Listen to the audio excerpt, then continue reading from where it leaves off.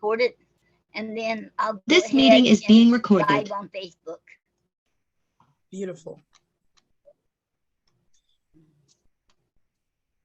Okay. Oh, wow. Beautiful. I got it. Okay. Okay. I want to say good afternoon, everyone, and welcome to the Poetry Club joining the 100,000 Poets for Change 2022. I want to thank all the poets who for participating in this important event, and I want to thank to all the audience for tuning in to this important event. And I want to thank um, Michael Rothenberg and Terry Carrion for founding this 100,000 Poets for Change 20 for every year, and I want to thank them too. And I pray that Michael Rothenberg will get better because he had a fall, and he said something about 3 concussions. So, and I'm hoping he'll better and he'll have a complete healing. And I want to thank everyone. Okay. And I am Noreen Snyder, and this is Maxwanette. She's my co-host because I want her to help me because a lot of times on Zoom it goes out on me. So if it goes out on me and I don't have anybody helping me, and then we won't have no show. So that's why I wanted Maxwanette. Okay, and she's also a fantastic, awesome host. Thank you. You're welcome. Okay. Let me know when you're ready, Noreen. I got you. Okay. I'm ready. Okay. Okay. Well. Okay. We have a nice group of people thus far. And for those who don't know me, I'm Maxwanette A, Poetess. My name is Maxine Antoinette Moncrief, but I go by Maxwanette. Rolls off the tongue a lot easier. And we're just here to celebrate this wonderful event that Noreen is hosting. Okay, 100,000 Poets of Change. Did I get that right, Noreen? Yes. Okay. And, it's wonderful to see everyone taking time out from their Saturday. And we have people still coming in. So we'll have brief interruptions here and there. You may need, I just ask that if you are not speaking, keep your mic on mute because the feedback is awful. And if, we may be here for a little bit, you may want to get up and just come off camera, go get something to drink, something to eat, but whatever have you. So we have quite a good plethora of people, so we're going to get started. Oh, wow. So you know what? I'm a little biased because we have someone here from Brooklyn, which is Patricia. And she was the first one I saw. So Patricia, we're going to ask you to unmute your mic and introduce yourself and share your poetry with us. Hi, I'm Patricia Carrigon, Brooklyn. I run the Brownstone Poets on Zoom. And next reading will be on October 29th. That'll be with the Broadstone Book people. That's Margot Taft-Stever, Amy Barone, and Susanna H. Case. I'm also a writer. I'm a poet. My latest book is on Amazon. Is Angel Fire, my first debut novel, and I don't have the books here right now. And Meow Coo is my latest book from Poets Wear Prada. It's a cat coo book filled with cat pictures, and it's on Cats and World blog. Check out my Facebook page. I blessed it just happened today. So there you go. Please, Patricia, and not to interrupt, and everyone else, if you have books, if you have links, if you have events coming up, put it in the chat because we will follow up with you. Don't be afraid to share. Go ahead, Patricia. Okay, how many poems do I have to read? One or two? Well, we're gonna let everyone read one at first, and then we'll just rotate. Okay, thank you. Okay. Thank you. We walk away from the sun with tongues cut, language extracted, hands immobilized. We walk in an absence of thought, cleanse our bodies and souls, whitewashed, void of color, diversity, orientation, spirituality, individuality, intelligence, and love. We walk with devout obedience inside a global maze constructed without an exit, abide sacred dress codes and behaviors, never question divine laws that repealed justice. We walked on, never noticing the sun diminish into isolation, the universe distance itself from intervention, or the rising walls of body bags inside this paradise lost. Thank you. Beautiful, beautiful, beautiful. Yeah. Woo, that was beautiful. Wow. Okay, I'm going to go. I think the next person, I'm trying to keep it in order, but I'm just going to have to start calling people at random because Zoom kind of scrambles everybody. So Antonia Valere, unmute your mic for me, please. And this is Antonia from Jamaica. I love her so much. Wonderful, wonderful poet. Okay, greetings and salutations to everyone. It's currently raining. I don't know if you can hear it, but it's raining now. So my name is actually Christina Antonia Valere Williams. I use my middle name as my stage name.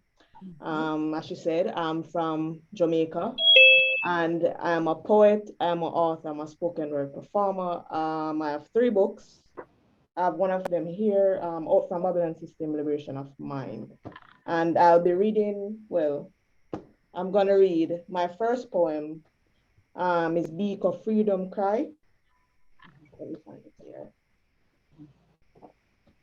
Oh, I didn't, okay. So I'm gonna be a part of a performance October 15, Miss Lou Poetry Festival, and October the 25th, I'll be part of a poetry school tour.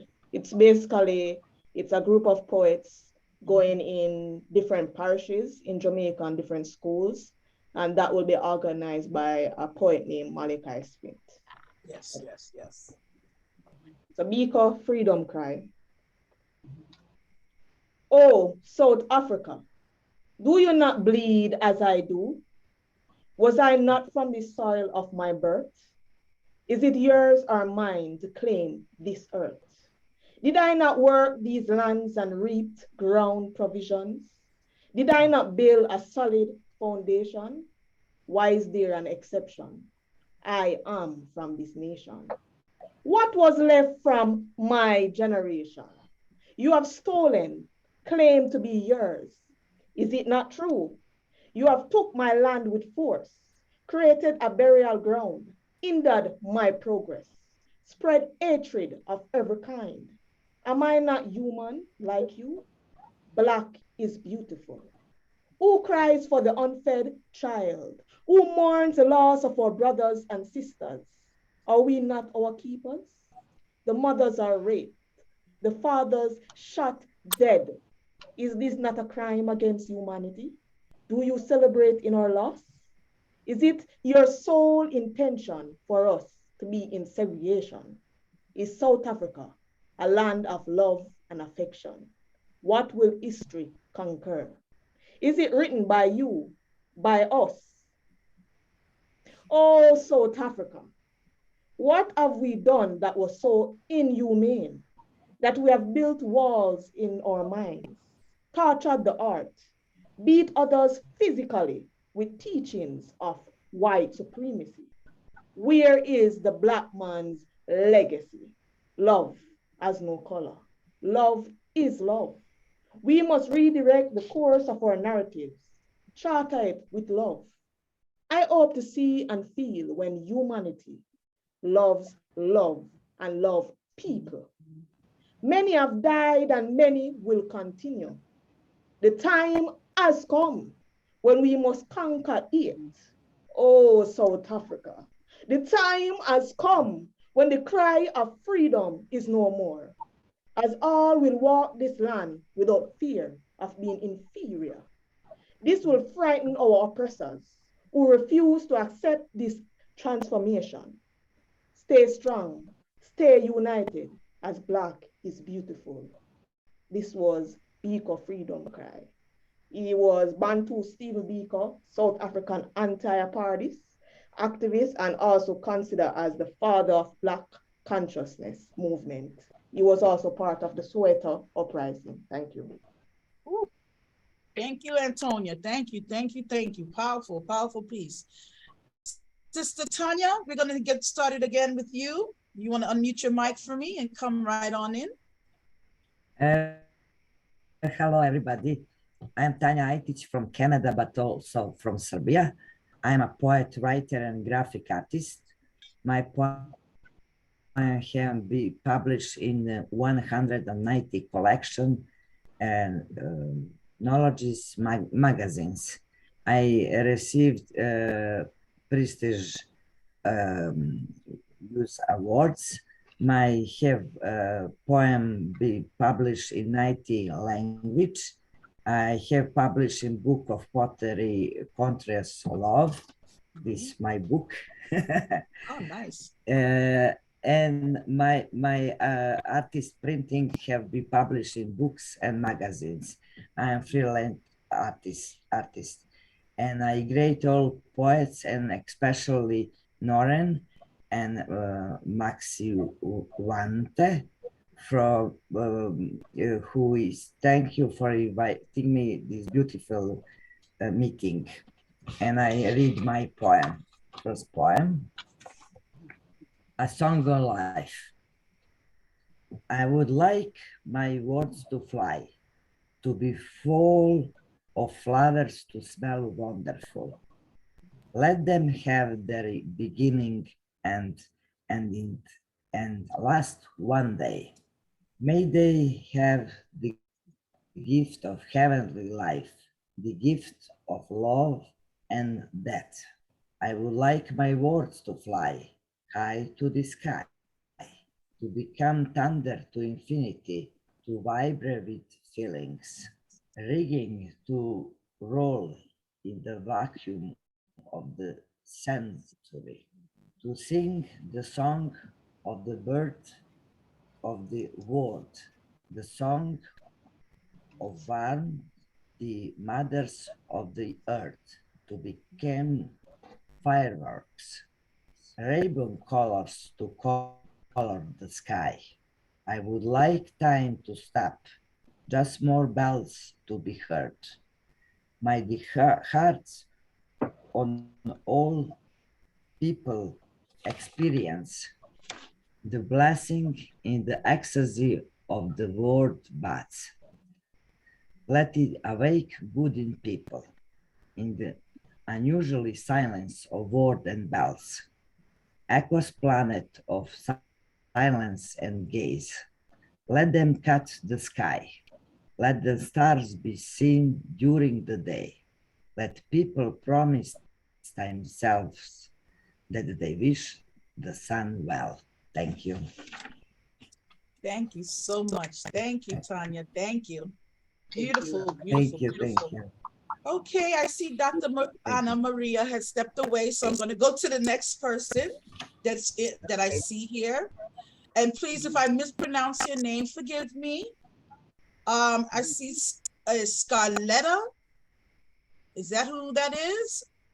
Unmute your mic for me, please. Hello. Greetings. I am Noel Farland. My partner is Scarletta from Latvia. Oh, okay. And would you like to just introduce yourself and recite for us? Well, I'm a poet from Ireland who speaks in 4 languages, and Scarletta is my partner who speaks in 4 more. Oh. And if I may share with you, we write poetry and song, and if I may share with you a simple one called Ukrainians, because Ukrainians came to Ireland and some of them were treated very badly. Mm-hmm. And we're just sharing our experience of being Irish immigrants abroad, 70 million, with the little island of 4 million.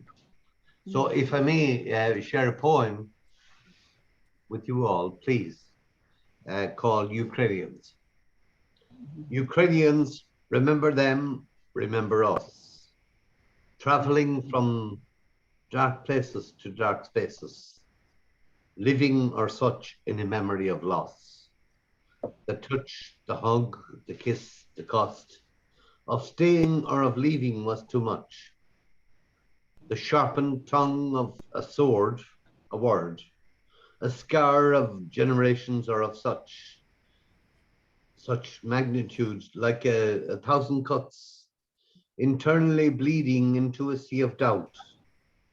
They let us in and held the chains until we plucked the courage to get out.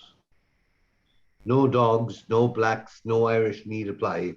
How quickly we forget the slurs. The overlord can't hear the victim's cry. Pedagogy of oppression reoccurs until we became oppressors, just like them. The Lord, the herd and lord of history and hearts of stone, together weave a tale we know again, witnessing another tribe alone. Bitterness arrives with memory loss of our own story and a different voice. We clap and dance without a fuss. We give from open hearts by choice. Paul Diaz, thank you. That's our little poem. Thank you. That was very touching. Very touching. Wow. Okay. We're going to keep going here now. We have, again, we're going to let everyone go one poem at a time, and we'll just keep going in rotation. If for any mad reason I have skipped you, just let me know. We have Richard Temple. Brother Richard, there you go. Thank Great you. poet. Thank you very much. Cheers. Okay, this is called Madness. I don't think there's any need for a preamble. It's called Madness. See that madman, mumbling, humanity crumbling, stumbling through halls of hostility. Don't look at me. Someone should take responsibility. Intervene as he screams, as he sees the schemes and machinery, riddles and remedies, conspiracies, obscenities.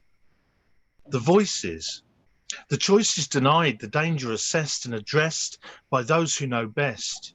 Alarms that he's armed with the spike of a flag from a golf course. Of course, the attack is preemptive. We have to prevent possible harm, a breach of our peace enforced by police with batons and cuffs. It's enough to ensure we ignore his words as he talks, unsettling strangers, pouring his heart in the gutter. Calling his brother, now lost to the ether, no hero nor killer, performing a duty, defeating an enemy, compelled to hostility for the good of society in the interests of industry, money and energy. The family's loss is collateral tragedy. Do you call that sanity? Where does that leave me? Bereaved and a threat to your very reality. If that's what you see, I'm compelled to agree that the madman is me. Thank you. Wow. Wow. Woo! Richard, you're always so passionate. Love it, love it, love it. Beautiful. Well done, well done. Woo. Okay. Is that Sister Rita I see there? Unmute your mic for me, Sister Rita. Okay. Oh, and yes, Noreen. After you do her, if I remember right, I think Molly. And I know she said she needs to do it at the beginning of beginning because she was sick, but she's feeling better. Casey has to go because she's not in good health. Mm-hmm. Oh. Okay. Yes. Okay. All right. Not a problem. Molly, you will be going right after Sister Rita. Okay. I'm Rita Jankowska Bradley from Missoula, Montana. And I thank you for hosting this. And I want to say I've co-produced a CD to bring attention to the International Debt Jubilee movement. And it was called Breaking the Chains. And it had musicians from all over the world. And I'm pretty proud of that. As you should be. It's a wonderful CD, by the way. I have a copy. It's wonderful, wonderful. Yeah, I'd be happy to share if people ask me to. And also, I was the host for Poetry of Uplift and Poets for Change of Uplift and Uprising for a couple years at the Imagination Brewery and Center for Community Transformation. And then with COVID, it stopped and we haven't really gotten going again. But it was really a powerful thing to share with other poets. So, and we always did, we always celebrated on this 100,000 Poets for Change events. And if we didn't do it in a venue, we did it on the street. So, and I like to think of myself as like a poet for the people. So, my poem, I was going to call it Permafrost's Warning Cry, but instead I decided to call it Your Mother's Really Mad. I'm a storm a-coming. I'm ferocious. I'm really mad. Batten the hatches. Take to your bunkers. With frost on my lips, my tundra's icy breath blows out warning of my permafrost melting, causing ancient diseases to awaken. Anthrax and smallpox, methane and carbon dioxide gases release now as I speak. Your permit is about to expire. I open my gaping wounds to you. I give you ample warning. You take no heed. You ignore your scientists' warning. You laugh at me with your policies and elected officials who lead you down the path of destruct. You taunt me with denial of my very existence, while yours is at stake, under threat of extinction. I send ashes from raging fires to shout out warning. My spruce trees turn blue with sadness as the atmosphere thins. Winter's now so short, beetle kill turns needles dead red to overtake my coniferous forests at a disastrous race. My remote Henderson Island uninhabited, yet my pristine shoreline now a toxic garbage patch, your plastic rubbish rising to depths obscene, polluting my reefs of coral, my jewels of the sea. All my species at risk from your consumption and your waste. Sea turtles, polar bears, whales, and elusive snow leopard. I did not give you permission to strip and to drill. My Gulf Stream turns violent as you warm my home planet. I sent Hurricane Harvey and Jose your way with gale force breath to leave you aghast at the destruction I can gather in the tropical heat to beat down your seawalls, bridges, and fuel rods. Now I give you a chance to hear my final warning. Stop insulting my winds with names of Irma, Maria, and Rita. Soon you will see the storms named Donald, Mitch, Ted, and Scott, the crews and Pruitt with gale force so fierce, yet I'm saving the one that will trump all in the end. If those climate deniers keep disguising the truth and you ignore the end that is near. Fear for your children and grandchildren all, because I'm really mad. Yes, you can awaken before it's too late. I tossed out lifeline to wild gatherers, foragers of dreams. My canyons hold eagles adrift on wind current to teach you to conserve energy for the growing uprising. Uplift the earth from the drift into demise. I give you one last chance to change your ignorant ways. Capture my winds and beautiful sun rays, or you will be begging me to give you shelter from my storm. Wow. Wow. Wow. Wow. Wow. Wow. Wow. Wow. Wow. Woo. Wow. That was a punch and I a love that. well-needed one. Climate change is very serious business. Oh, wow. Beautiful, beautiful piece.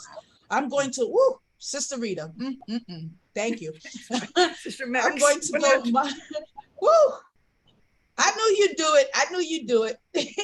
Molly, Sister Molly, are you there? Can you unmute your mic for me, please, my dear? Oh, hello. Nice to see you.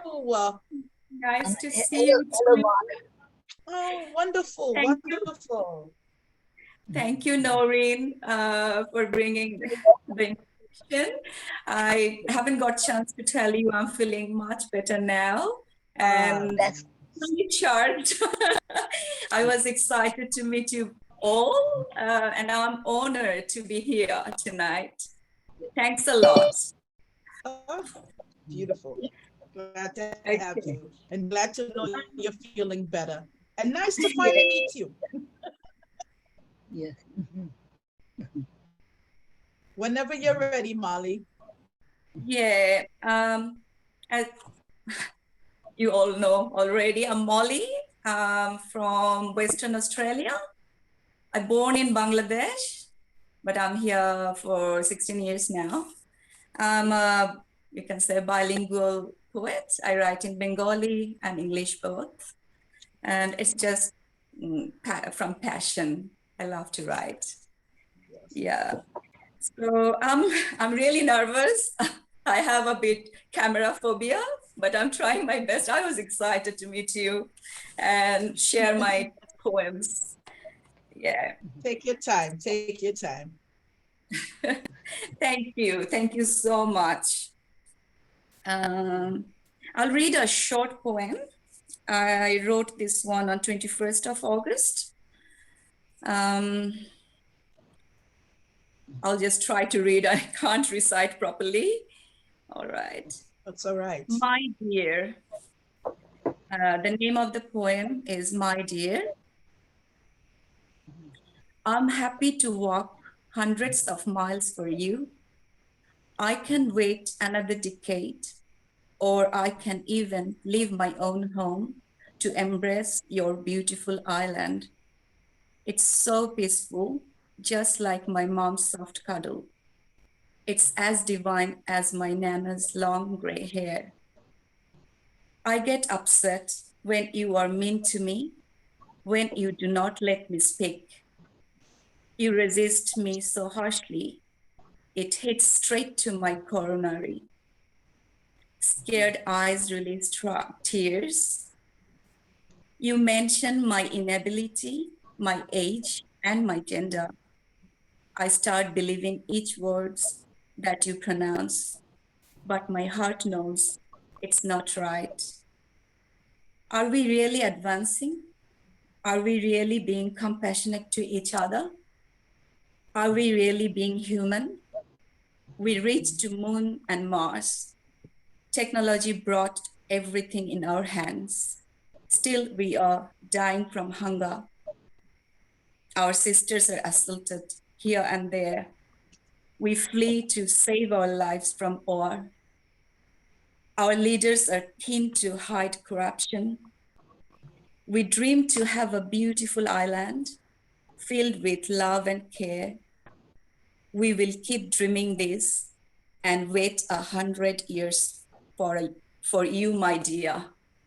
Thank you, everyone. Wow, wow. That was very touching. Very, very touching. Beautiful. Thank you so beautiful, much. Beautiful. Thank you. Okay, wow. We ask that if you're not speaking, everyone, to make sure you keep your mics on mute. And I'm not going in any particular order except by who I see. So I will get to you. Let's see who our next person is going to be. All right. Oh, is that Brother Bill? Do I see Brother Bill down there? Brother Yes. Bill, unmute Yeah, the I'm mic. kind of snuck in here. Hello, everyone. How's everybody doing? Oh, happy to see you. As Happy to always. see everybody. Hello, Noreen. Hello, Bill. It's awesome to have you here. Thank you. You know what? I got an alarm yesterday to remind me that today was on. So I was making myself a salad, and Julia reminded me, it's 4:19. We got to get there. So here we are. Thankful to be here, and thank you for doing what you do. What you're doing for not only the poetry community but for humanity as well. And that goes to all the poets, because I know that most of us here are conscious poets. So thank you for being who you are and contributing. Yep. Yes. Beautiful. Are you going to recite for us, Brother Bill? Oh, sure, I can. Love to. You know how much I love poetry. Oh, yeah. Poetry loves you. Yeah, well, let's see. I'm going to do this poem that was published in World Healing, World Peace. Let me open this again. It's titled, Let Us. And let me get to it. If you want to let somebody else go while you're waiting on me. Okay, we'll come right back to you. Okay, that works. I don't want to hold everybody up. Yeah. Okay. All right, let's go. Keep going. Let's see who's the next one that I see here. I see Danielle. Danielle, can you unmute your mic for me? Hi, Sister Danielle. How are you? Nice to see you again. Yeah, I'm fine. Thanks for inviting me, everyone. I'm honored to be here. You're welcome. Happy to have you. Happy to have you. All right. Well, let me introduce myself. My name is Danielle Martin. I'm from the Caribbean Twin Island state of Trinidad and Tobago. I have a poetry book available on Amazon. It's called Kissing Shadows, Caribbean Love Poems. And well, I know the theme of this event is justice, peace, and sustainability. So I wrote a poem called Justice for this event, which I'm going to read for you all now. Beautiful. Beautiful. All right. Justice. Is love one word with only one meaning? Is love a word with only one form of expression? Is it tangible or intangible? Can it exist without compassion, the hidden teardrops within your heart?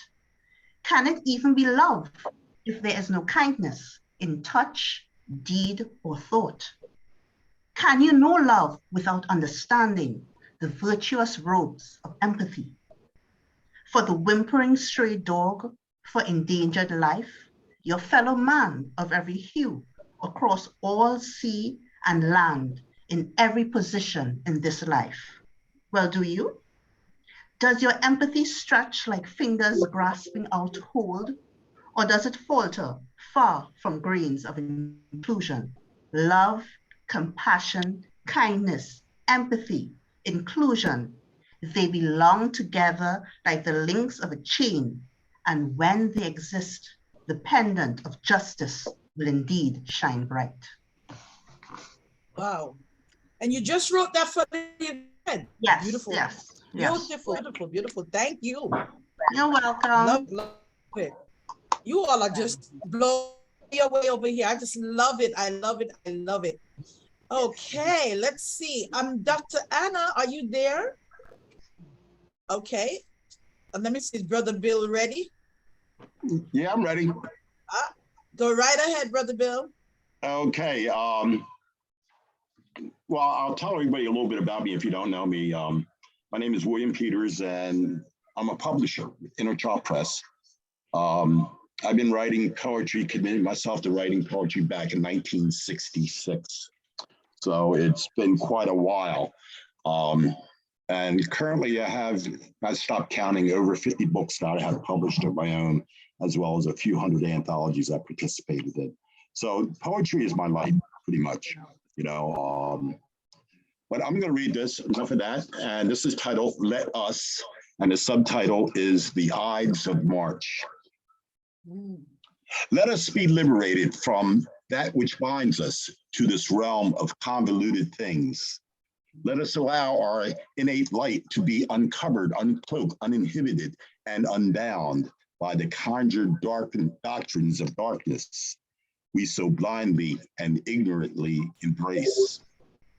Let us loosen ourselves, frolic to the rhythms of creation, and dance with the glee that exhibits our divine connection to one and another, and to that of all things, past, present, and future.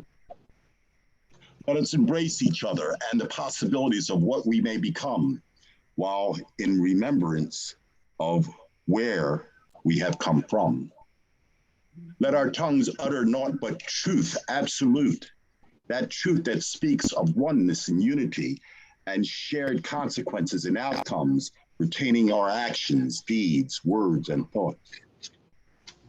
Let our hearts open their doors and allow the overwhelming goodness we possess to overwhelm the entire world, the multiverse, with a blinding, inebriating love that cannot be denied.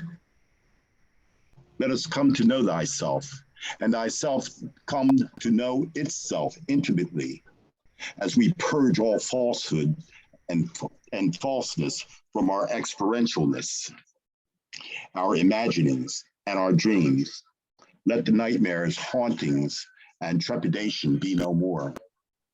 Let us speak these things, live these things, give these things, be these things as we were meant to be, as we are. Let us live in peace. Let us, so be it. That's that piece. Mm. Yes, yes, yes. Let us. Is that my feedback coming in like that? Oh my goodness, I apologize for that. That was beautiful. Okay, wow. Let us. Okay, let us go to the next person. That was great, Brother Bill. Thank you. Let's see who we have here. I'm going to ask again if Dr. Anna is available. If she is, unmute your mic for me, please. Dr. Anna, okay. All right, we're going to go to, and if I mispronounce your name, please forgive me. Is it Julia? Beautiful. Unmute your mic for me, please. I was just hiding behind the scenes. Yes, my name is Julia. Nice to see everybody. Thank you, Noreen, for the invitation. And nice to meet you, Maxine, right? It's Maxine, Maxwanette. Maxine, I'm sorry, Maxine Antoinette. So, Julia, do you have a piece for us? We'd love to hear you. Yes, I do. I would like to also just briefly introduce myself. My name is Julia Yilmaz. I was born and raised in Turkey, but have been living in the United States. I have also worked, etc. So for much longer than I have lived in Turkey. I have published a few books. I write in Turkish, English, and German. And depending on how I feel about it, I translate. I do my own translations. So, and Bill is right behind me. I am retired from the Pennsylvania State University. Anything else, Bill? Yeah. Because I don't think anybody knows me here. So, except maybe for Antonia, right? Antonia Valer, we co-wrote something. We were featured by the Year of the Poet. Yeah. So, nice. Anyways, don't let me manipulate the conversations. I have, I believe I would like to read my White Privilege, a poem that I call titled White Privilege. Okay. Whites assume me to be one of their own.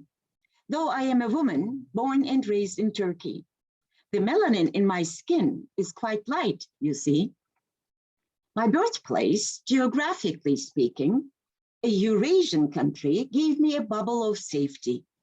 Life was all about parental and sibling love for me there. My extended family contributed to the gentle joys of many an unforgettable daily affair. Not even once did I have the need to tell anyone that I want to live. I just lived and was let be. Black Turks, Turkish blacks, I had not heard about them much, other than those who were celebrated on stage. Theater actors, actresses, and ballet dancers, that is. A true fan of Black musicians I was in my teenage years. Nothing substantial was to be found in those school books of Turkey's yesteryear.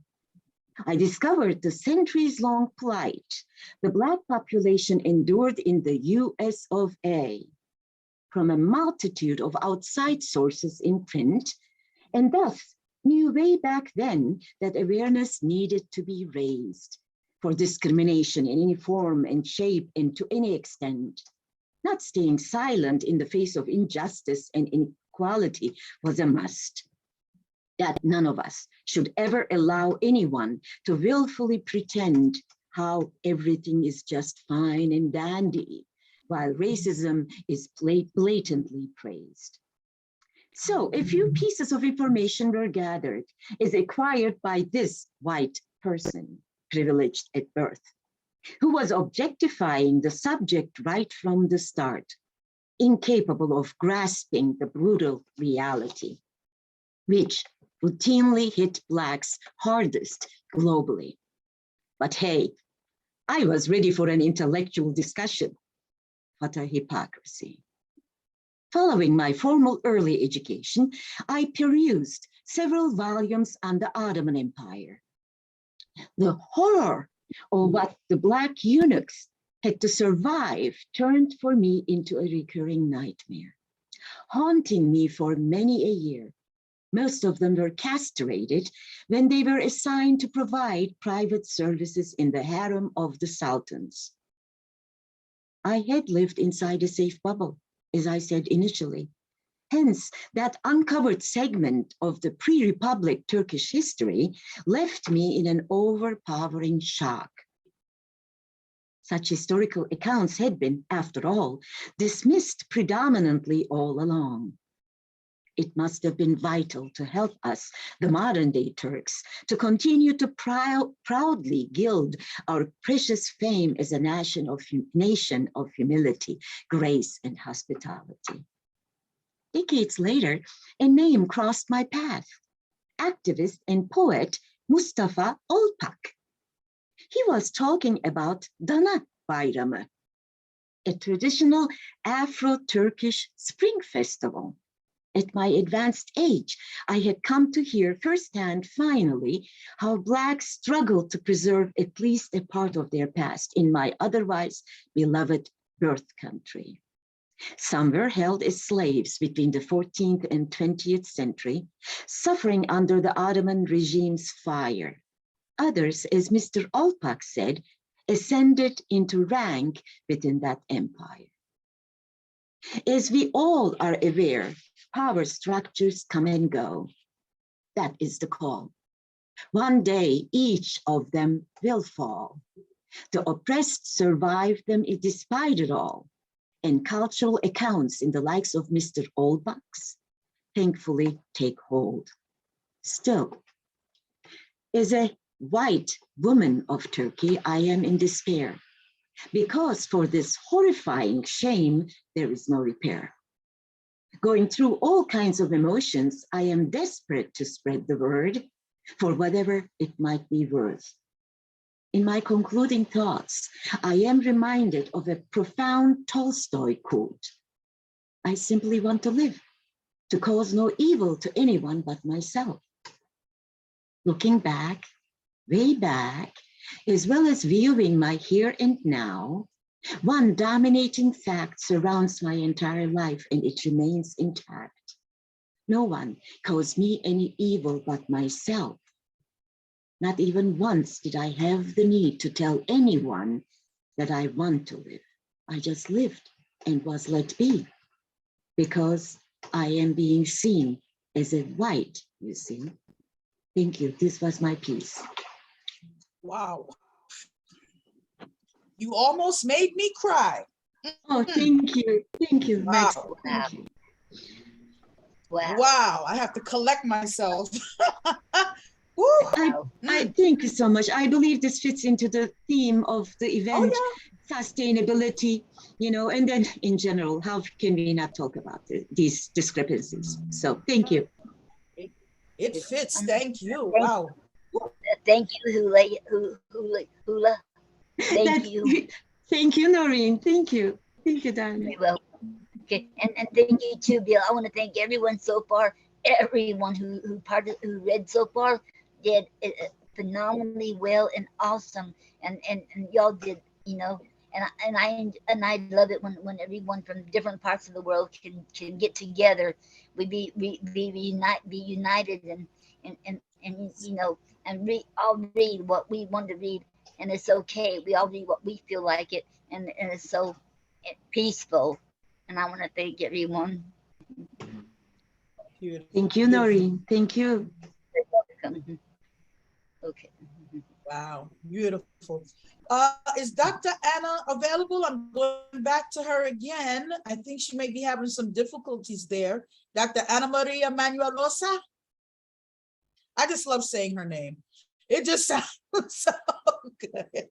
Okay, Noreen, did you have a piece that you wanted to recite? And then I'll go after you, and then I'll start the rotation again.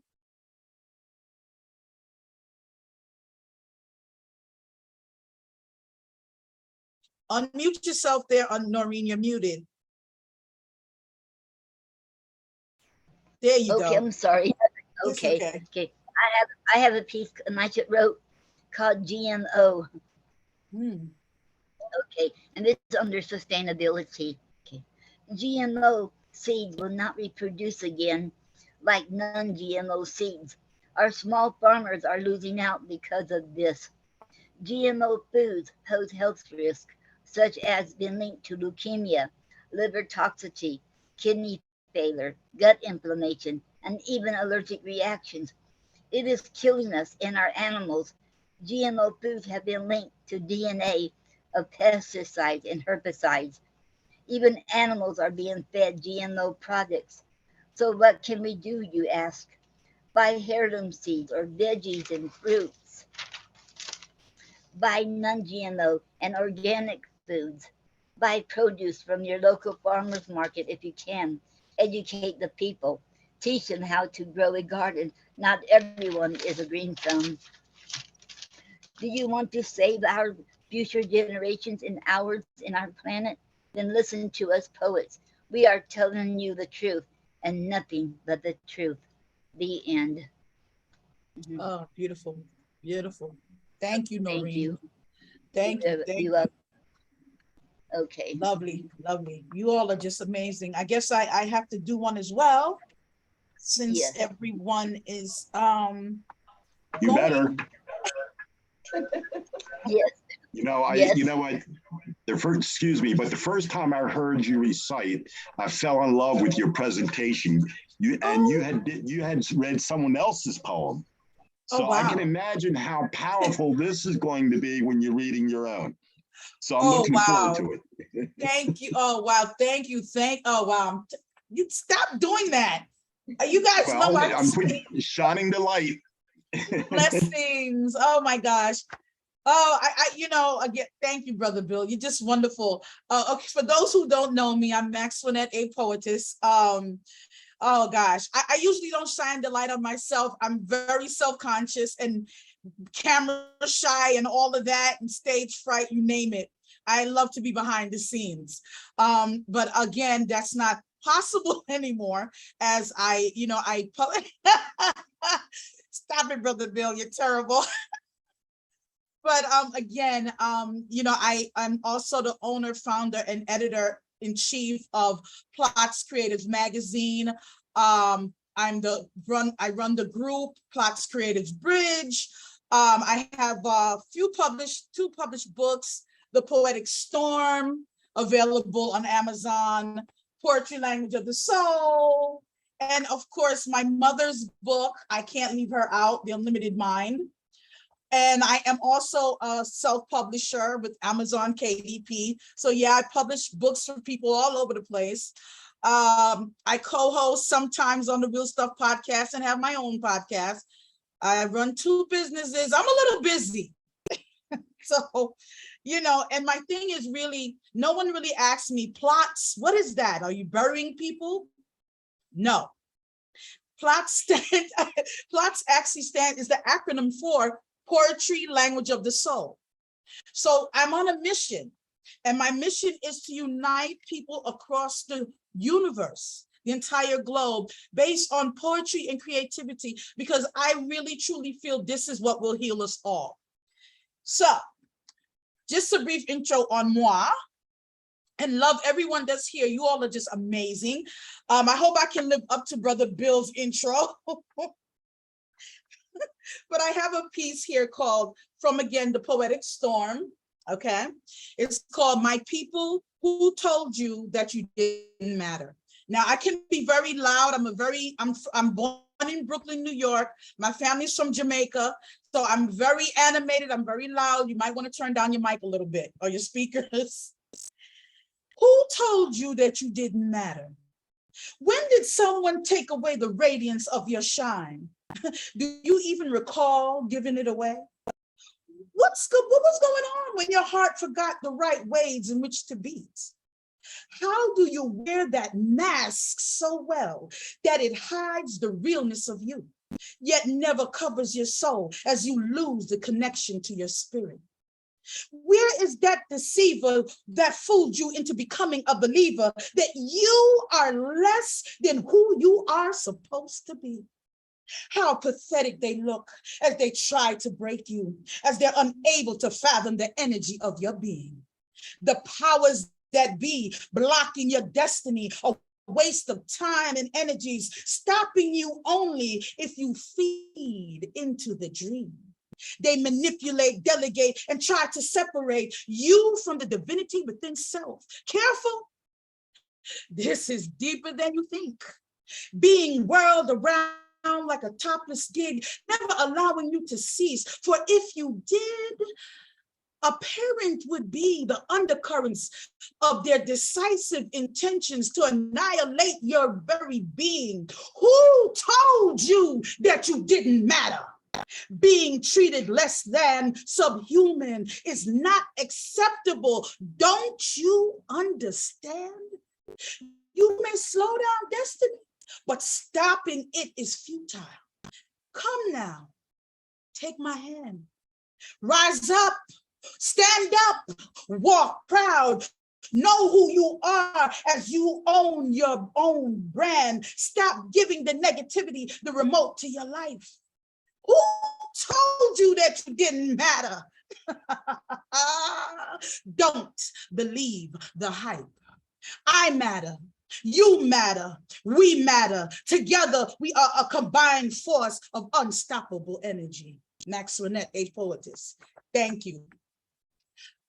You guys are just too, stop it. Stop it. You guys are too great. Thank you. Thank you so much. Okay. And you lived up to my expectations. Thank you, Brother Bill. Like you, I've been writing poetry since I wrote my first haiku at the age of 5. I'm now, and I'll be 51 in November. So you know, I've been writing poetry all my life, and I'll never stop. Poetry is in my veins. So I love seeing you all here and just doing what we do. And poets are just dynamic people. We just you know.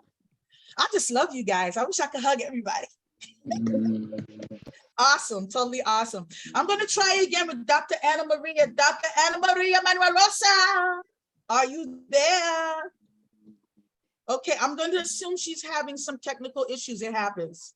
As you know, this rain is going to be pouring down here in Florida. I'm in Kissimmee, Florida, and we may get disconnected, but the show must go on.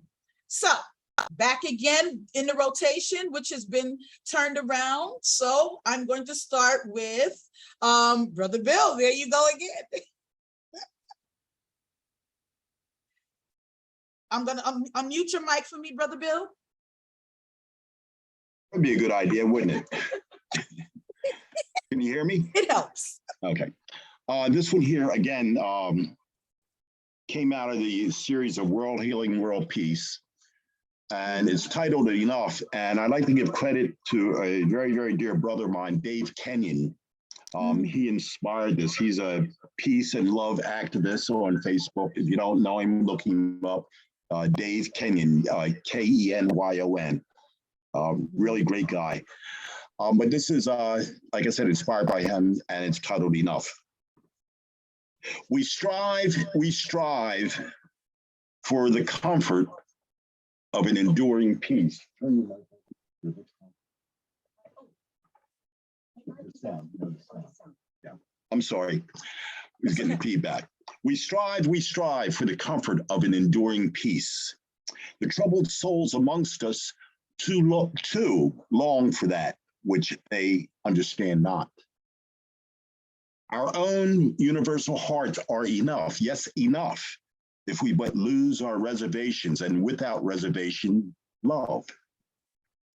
The road may appear arduous, the path may be overgrown, and obstacles may hinder our progression.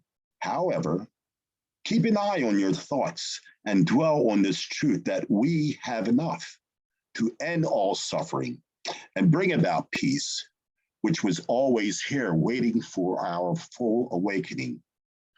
We have enough. We have enough to manifest global peace. We have enough to heal. We have enough to love. We have enough. And peace. Wow, that's true. Wow, beautiful, deep, deep, very deep. We have enough. Wow. Okay, we're gonna keep the rotation flowing. Thank you for that, Brother Bill. Beautiful. Hi, thank you for the opportunity. Okay, I see Brother Richard. You're in the next rotation, and then Sister Rita. So Brother Richard, go right ahead. Okay, I just wanted to say, Maxwanette, the link you posted in the chat doesn't work. Oh, which one? For Poetry Language Soul. Thank you for that. It's going to a dead page. Okay. Yeah, I wanted to echo as well what everyone else has said. I love these events. It's, well, the poetry community in general, the international poetry community in general, is such a wonderful place. It's better than the real world. Okay, this is called Indeed the Teacher.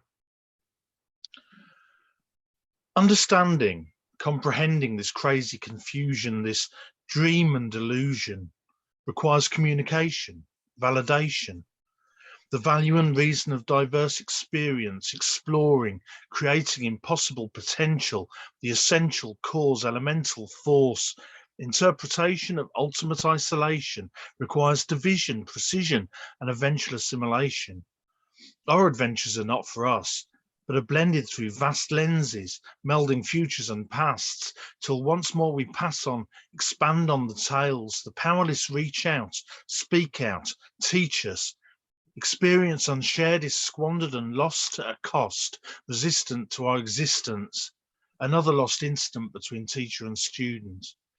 Eternal reinvention, environmental contentions, conflicts, confusions, and hard-fought conclusions, till every last one is the sun and the stars, the near and the far, and accept that we are indeed the teacher. Yes, yes, yes, yes, yes. Beautiful, Richard. Beautiful, beautiful. How many of us are just blown away by Richard's accent? I love it. You could tell me to go out and fly a kite. I could care less. It sounds good coming from you. That's right, Patricia. Love, kisses and love. That's right. Beautiful, beautiful, beautiful piece. Thank you. Awesome, awesome poet. Okay, Patricia, kiss lips. Go right ahead. Wasn't Sister Rita supposed to read first? You sure right. Sorry. Thank you. Go ahead, Sister Rita. She's sitting back there just comfortable. Like, go ahead. Don't worry about it. It's okay. Okay. So, but when you make such a beautiful comment, you get to read next, right? Beautiful. So this is called The Colors of War. War is not green. It is the color sad. Shrapnel biting bone, PTSD and gaping world wounds. War, the color dark and light, dark days and bright lights awake to the flash of phosphorus and scopes of infrared. War, the color terror, torn people, torn by turmoil, of man against man, brother against brother, families in code red fright, taking flight. War, the color of shatter. Dreams, limbs, floods of blood, gaping flesh, broken futures. War, the color deplete, depleted uranium, depleted minds and bodies of empty shell casings, cluster bomblets, land mines lying in wait for the next step or a child's curiosity. It is the color 9, 9 men, women, children, to every soldier dying under rubble. The color of woman wailing in grief. the murmur of children's heartbeats hardening to stone. 9 million with no country of origin to call home. War, the color refugees. The color trauma of rape as a weapon. War, the color oceans of prayers treading water to keep from drowning. The color of neglect of the planet, trees charred by war. Hurricanes Mitch and Katrina and Solomon Islands sinking into the sea. The color destroy of mosques, cultures, heritage, histories, ancient wisdoms. It is targeted killings gone awry at hospitals, schools, and weddings full of expectation. War, the color despair on parched lips, children's bloated bellies full of need, empty with need. War is capital tearing at the flesh of disaster.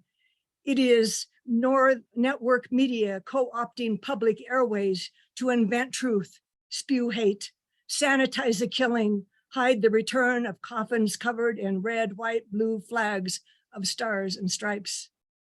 It is the color prophet, the Pentagon, Raytheon, Blackwater, Lockheed Martin. It is the color transform of people changing the dark colors of war to a path of reconciliation. It is Rawa, woman of Afghanistan, uniting for peace, freedom, democracy, and rights. It is the color defy, code pink, woman in black, y Asociación de Mujeres Nicaraguenses, Pico Rojo, Nicaraguan woman with red lips, and Argentina's Madres de Plaza de Mayo, 40 years standing in white headscarves embroidered with their children's names. 30,000 children disappeared, desaparecidos. The color survive and resist, veterans for peace and soldiers defying the School of Americas, international physicians for prevention of nuclear war, and the first time war resistors resisting their own fears. War, the color truth, reporters who dare to tell at the cost of censorship and death threats. It is Reporters Without Borders. It is Mena Mingle. The color forgive, victims who speak up to suture wounds, to reconcile, heal. It is South Africa's Robins Island. The color art. The poets' souls cry out in images of righteous rage. Layla Long Soldier's expose of colonizers, language of trickery. Sierra Leone refugee all-stars bringing hopeful music to the camps. War, the color faith, religious leaders together across chasms of belief infuse universal prayers for peace. Miles of tattered prayer flags and peace cranes sent as prayers to Goddess, God, Gaia, the ground of our being, the one in all manifestations. It is the color peace, the rainbow of people, red, yellow, brown, black, white, all who unite under the banner of paz, pi, shalom, shalom, and on and on. It is the color future. It is the sweetness and belief of Mila, my granddaughter, who blows dandelion seeds into the wind to assure next year's crop of flowers. It is resilience of human spirit to survive. It is Malala Yousafzai. It is Greta Thunberg leading strikes for the climate. War grows green, the color green. Indigenous vision, voices with wise healing. It is Winona LaDuke. It is Berta Cáceres, asesinado por defender la vida y la tierra madre. It is wind and solar, green communities, and evangelicals caring for all creation. It is sanctuary and shelter movements, the color solidarity, accompaniment, fasting as witness, international days of protest and prayers, of women for peace, of human rights. It is the color heal, doctors of the world, doctors without borders, and hands-on global. It is the color build of bridges, brigades building bridges, and the force of nonviolence to rebuild in conflict zones. It is seen through dark to heal with light.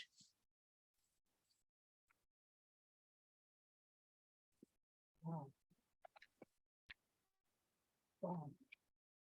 Wow. Wow. I'm speechless. That was so deep. That was so, wow. War. Reminds you of Bob Marley. Everywhere is war.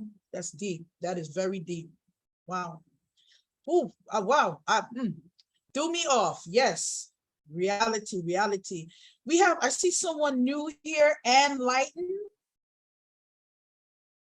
Sister Ann Lighton, Sister Ann. Hi. Hi, how are you? I'm okay. Beautiful. Just introduce yourself and let us know about you and go ahead and recite your. Oh wow, love, you're matching my dress. Love the colors back there. They're braids, actually. It's a close up of braids. I love it. I love it. So, I'd love to hear some more poems. I do have some poems, and I'm from the Bronx, and I know Patricia, who I saw read a million years ago, and it's hard for me to travel. So I really appreciate these Zoom events. And Nice. Did you want to wait? It was Sister Patricia's turn, but I saw you as a new person there, so I didn't want to lose you there. Did you want us to come back to you? Yes, I'd like to wait a little longer. Not a problem. Thank you. And it's a blessing to meet you. I love Bob Marley. I was just saying positive vibrations to somebody who posted. So that was that's kismet. That's very cool. Beautiful, beautiful. I think she went mute there. We have a little issue with the audio. Patricia, I want to get to you, but I do see that Dr. and we've been trying to get her for a minute, so I'm hoping that she's able to come in, as it seems she's having connection issues here. Dr. Anna? Yes, I'm sorry. I'm sorry, I had a problem. I have an old mother, and she was all dirty in the bathroom. Can you imagine? Yes, but that's quite all right. I took care of my mother when she was dying, so bless you. We understand. It's not a problem. I had fun just saying your name, my dear. So please. I suppose that you call me. Yes, I suppose. Go right ahead. And after you will be Patricia. Okay, thank you very much.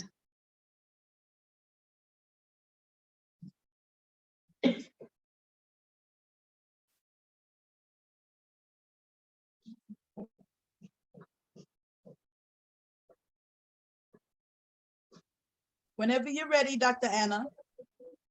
Oh, yes, I'm ready. Go right ahead.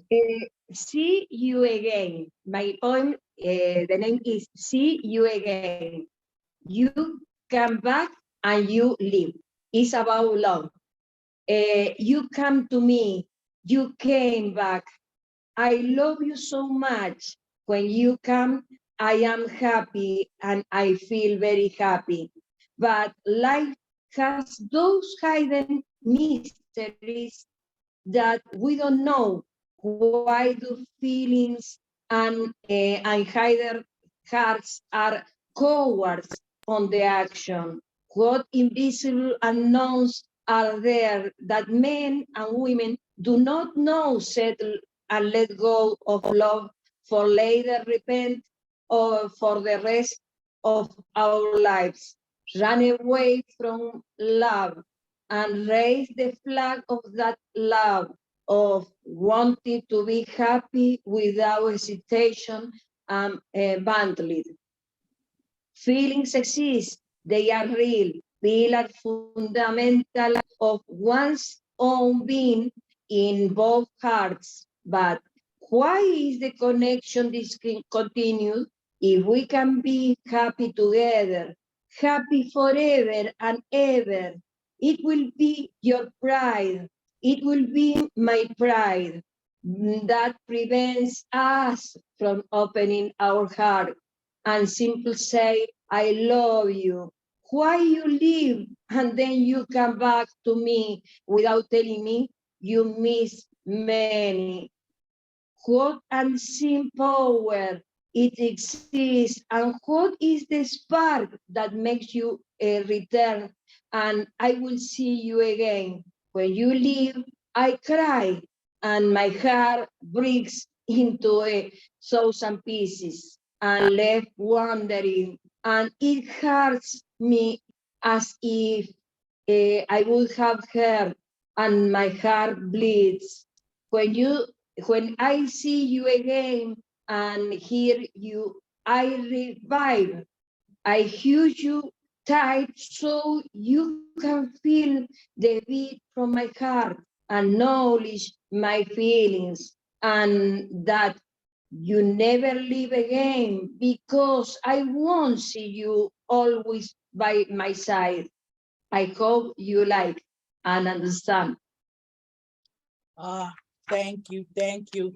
What the world needs now is love, sweet love. That was beautiful. That was beautiful. Thank you. We need to remember that. Ah, wonderful.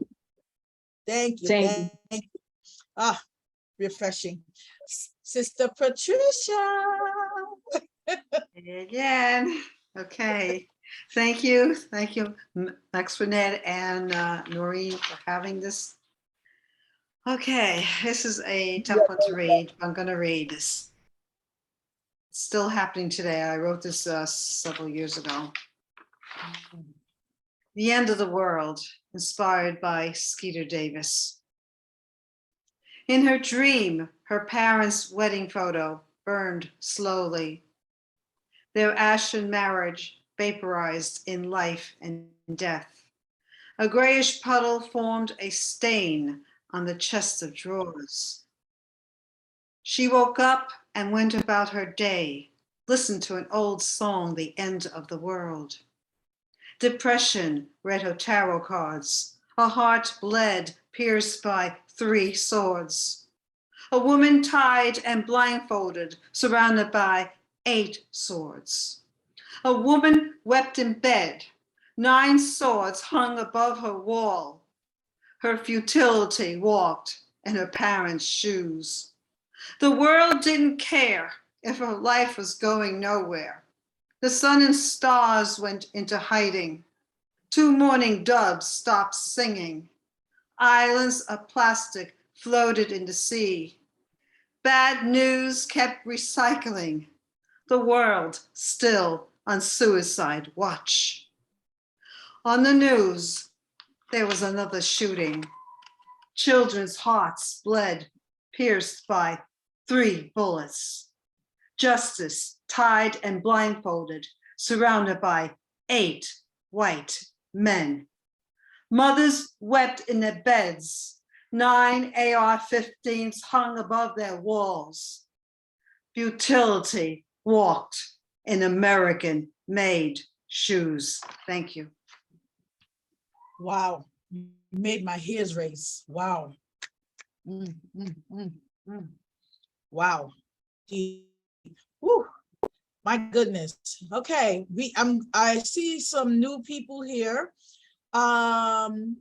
Add Sam, AD Sam. I don't know who that is, but unmute your mic for me, and if you're here to introduce and recite, please do so.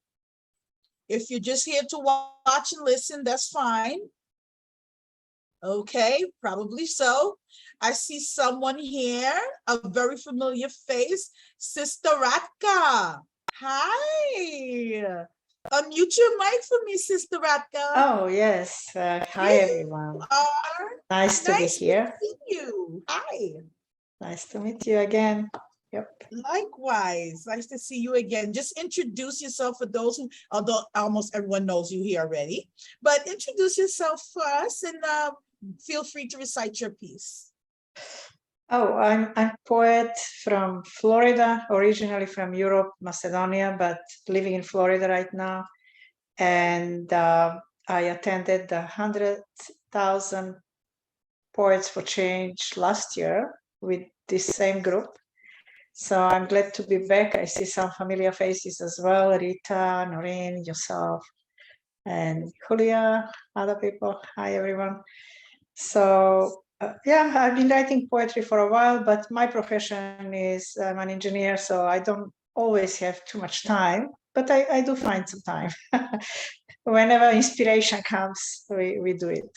So let me read one poem. I just joined. I was not at home earlier. I couldn't join earlier. Happy to have you. Okay, let me read one. It's called Shadows. The soul's heaven bursting with blue contractions. The mind is tied. I offer the thoughts a lesson on good behavior. Why is it since creation, the shadows grow longer at sunset? They have the spirit of the heights. Each shadow emerges from its heights. Each from its darkness is born. Each height rises from its soul only to soon depart, preparing again to transform into a soul. Each shadow from its soul rises and burns into oblivion for the soul to be soul again, reborn. I sing about the sun, which openly blinds us. I sing, I mourn that it gives false reflections of all things at the time when it sets down. I sing and mourn on behalf of all shadows, while the truth is harmless, nameless, in the space without shadows. Thank you. Thank you, Sister Radka. Thank you very much. Very nice piece. You all are just something else. Oh, my goodness. I just have a feeling somebody's going to make me cry today. I hope not. I don't want to do the blubbering thing. But you all are just wonderful. Absolutely wonderful. Oh, my goodness. Okay, I'm going to continue the rotation. Wait. Sister Anne, are you ready? Oh, please go right ahead, my dear. I am. Thank you, sister. Is it Maxwanette? That's it. Cool. And you said you're from New York, right? Bronx, New York? I'm What part in of the Bronx are you from? Mosholu Parkway, Bedford Park, and Oh. Botanical Gardens. Who else is from the Bronx?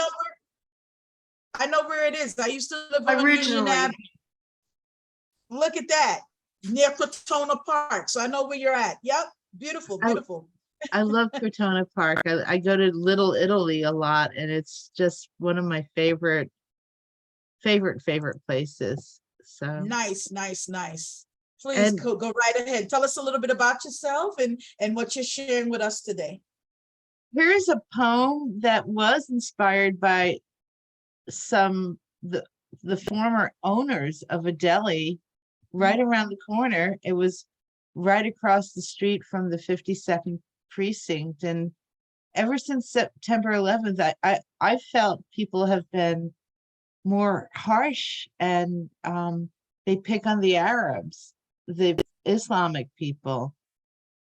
So I've written about it to myself, journaled, and sometimes something comes together where Mike, Aki, and me sing.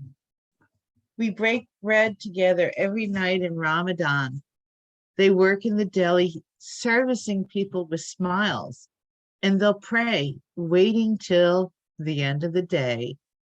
People come and can be so cool, but sometimes cruel. Hey, we're cooking for you dudes. You're eating their food. Don't be a fool. Mike asks us to write him a song. It'll be about how singing our song real strong and pouring creamy Italian playing games while I'm begging for less dressing. We laugh. We laugh about selfish dipsters and share our hummus on wedges of pita, laying our sense of humus, loving our sense of humus, hummus, haha. All we're saying is chickpeas on earth and give peace a chance. One time we ordered a pizza. Blessed are pizza makers, for they make pizza on earth. Take another pizza of my heart. People come and can be so cool, but sometimes cruel. Hey, we're cooking for you dudes. Don't be such a fool. You're eating their food. Thank you. Thank you. Wow. Yep, you took me back. I remember I eat nothing but New York halal food all the time. I love it. I love it. Love it. Yes, yes, yes. Beautiful. Sometimes we forget that and we curse the people who are serving us. Indeed. It doesn't make sense to get mad and curse people who are preparing your food. No. It just makes no sense. Good piece, good piece, good piece. I'm going to try again. Thank you for that. We're going to come back around to you, Sister Ann. I'm going to go back to A.D. Sam, who's having a little technical difficulties. Let's see if you can come on in and recite for us. Unmute your mic for me, please.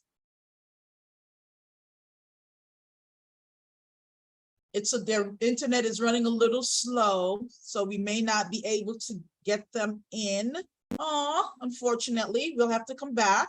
Oh, wait. Go right ahead. I don't know. We're not hearing you, my dear. You might want to log out and re-invite yourself back in. I don't know if that will help. Can you hear us? Can you wait? There you go. Go right ahead. Yes. Yeah, this is Max Mouse. Yes, and I don't know if you can hear me. Can you all hear me? We are hearing you. Yes. Yes. And I think today is my first time of being present in this forum. Yes, and I'm glad to see Miss Noreen. I see Patricia and Miss Lighton. All right. I'm from Ghana. From Ghana, actually. Yes. Nice. Ghana. Yes, we are all doing well. Yes, and we're speaking on peace and justice and sustainability. Hello. Yes, we're hearing you. Can you hear me, please? Yes, we're hearing you very clear. Go right ahead.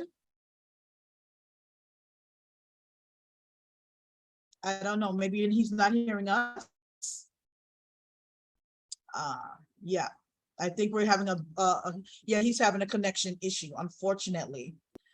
Okay, maybe I don't know if you can hear us, Brother Sam. I think maybe you should try to log out and re-invite yourself back again.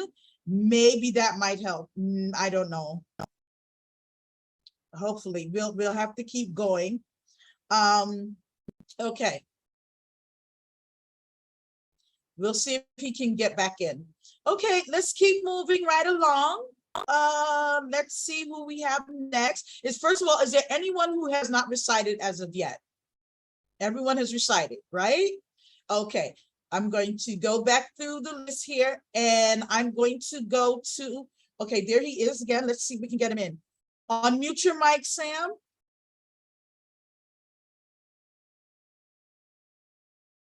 Okay. Okay, we're going to keep going until we can get him back on, okay? I'm going to go to Sister Molly.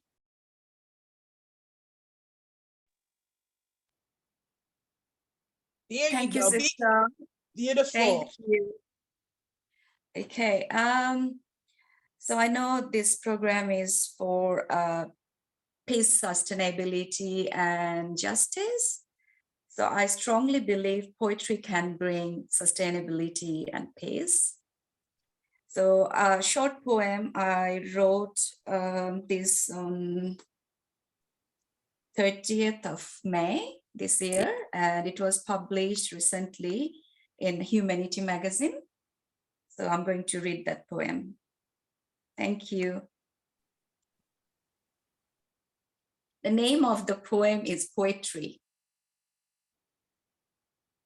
Poetry is like fire water. In your first sip, you will feel relaxed. In your second sip, you will feel a bit more refreshed. You will be flying in your next sip.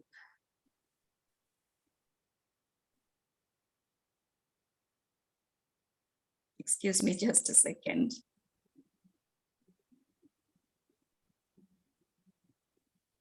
Poetry is like an addiction. You will survive with your smile. Even you will float in your tears. Poetry is like an intoxicant madness. There is hope in each inhalation. There is also a smoky shadow around you. Poetry is like an irresistible intoxication, our false hope, the insatiable thirst for an imaginary world, and again, disappointment after returning to normal. Poetry is like a fierce hunger, a nice drink after fasting. It increases thirst, it increases hunger. Yet, poetry seems to be the best friend to lead a better life ever. Sorry about the mistakes. Oh, that's all right. Don't worry about it. Thank you. Yeah. Thank you. Thank you. Thank you. Nice piece. Nice piece. Thanks a lot. Namaste. Namaste. Upon request, I have to put up there Antonia Valere. I don't want to be shanked over here by Brother Bill.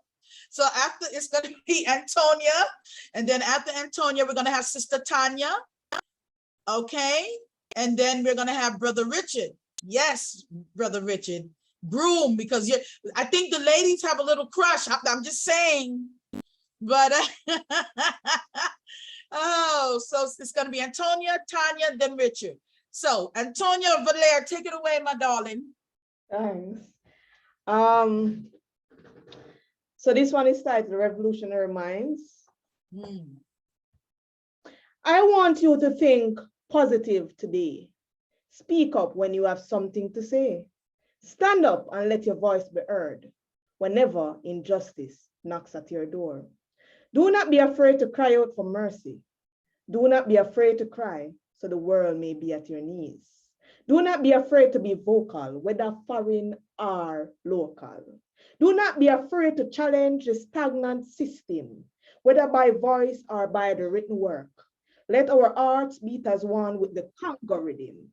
Sing out the great reggae legend philosophy, Bob Marley. One love, one heart, let us get together and feel all right.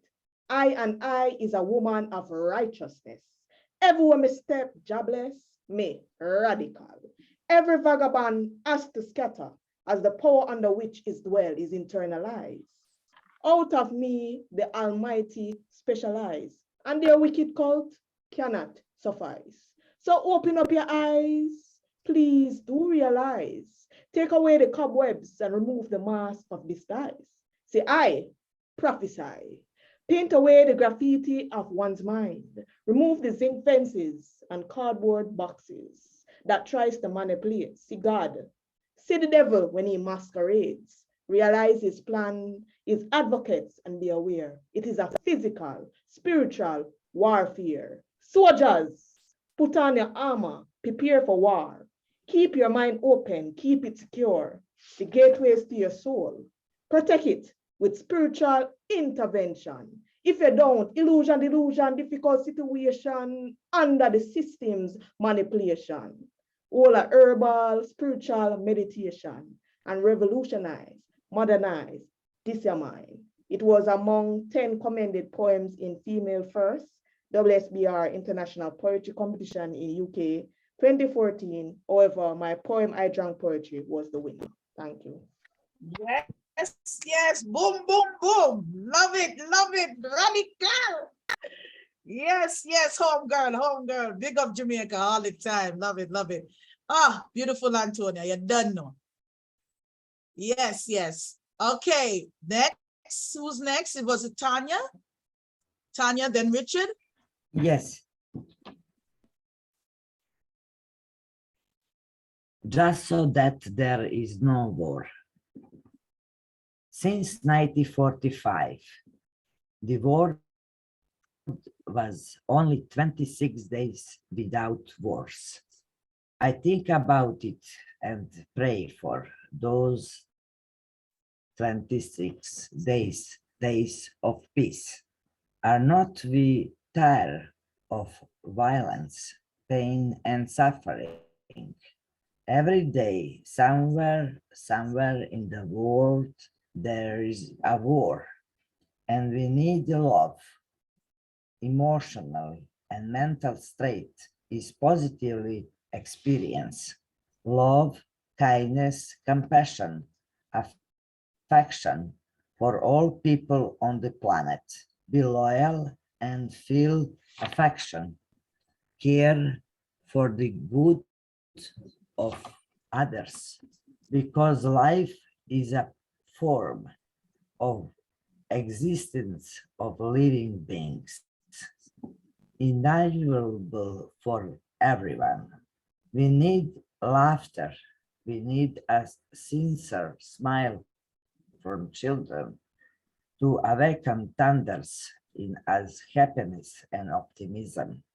And let us smile in peace, rejoice in the life of this only one we have, not to spend it in war boots and in refuges and in ruins, to live it as is fit us, to live the life of the free and in peace as a people.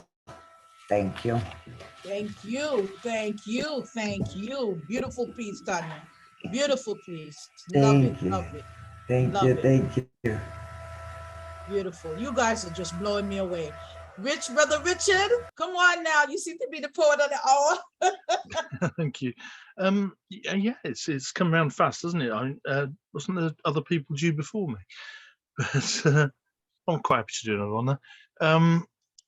This is going to follow on quite well from Tanya's, actually. I caught the line, we need to laugh, and I absolutely agree.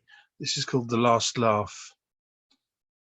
When you hear me laughing, don't assume jollity or mockery or any emotion that you casually ascribe to me.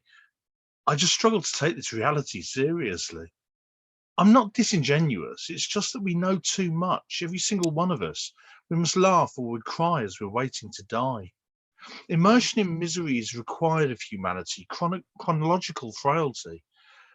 If you judge my mirth as misplaced or perverse, inappropriate or worse, well, you have no monopoly on chronic absurdity. Pause and observe that our dreams and our memories are redundancies, tragedies, and if this strikes a nerve, please let me preserve what's left of my sanity and embrace this rich tapestry. While we merrily march to meet our death, I will open my heart and pray my last breath is a laugh. Wow. Nice, beautiful, beautiful, beautiful, beautiful. Love it. Okay, I'm going to go to the next three, which will be Danielle Martin, we have Dr. Anna, and I'm hoping that we can get Sam in there. So Danielle, go right ahead, please. Hi. All right. My other poem on the theme is called Peace. Please give me peace, something sweet to mesmerize my tongue. Please give me a little more to fill the space that grows within. Please give me peace so my mind can stop running and stomach growling. one piece out of your whole life of desire. I beg for a moment where I can be you, filled up by lavish wishes and wanton nothingness, where I can wiggle my body in placid contentment without projecting tomorrow's woe on today's ills, and allow thoughts and timid hearts to rest whilst relishing the soft, warm, cooing goodness of peace, something I never found in these streets. Wow. Hit fire. Thank you. Nice. Nice. Wow. You all are just, whew. We have to do this more often, not just once every year. I'm tickled by all of you. My goodness, I love it. I love it. I love it. Dr. Ana Maria Manuel Rosa. Oh, I love it. Go right ahead, my dear. Well, I will read my poem, Peace. Peace, a beautiful word that so many they use and that very few apply. Peace, peace, peace. They say it here, there, and everywhere, and shoot voices from everything they wear. But why don't we start to apply at every moment and in every action? How hard is it to put a little effort from each one of us? Or we are so petty, what can we not share despite the diversity?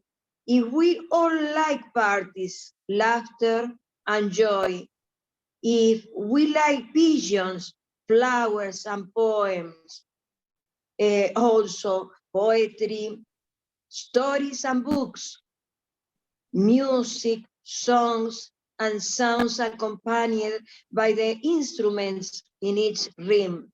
And we like movies, theaters, comedy. Why can we understand each other through they find many languages and translators to help us to interpret the other and understand their point of view, that nothing has to be equal to ours? What good is so much knowledge if we can't master and amalgamate a simple word? Let's not imprison that white dove or shut up when you thrill the beautiful birds. Let's learn to live without weapons, without bombs, without meanness, without selfishness, without competition for political desire, social, economic, or simple for harming the other. If God gave each other his own to know how to reach, and it is in one's own being, knowing how to create a good path in peace, dream, live, build, and do without jealousy or rivalry. Let's learn from the white dove that flies in peace, from the white dove that flies in peace without disturbing, and let us know how to live and spread peace in the world.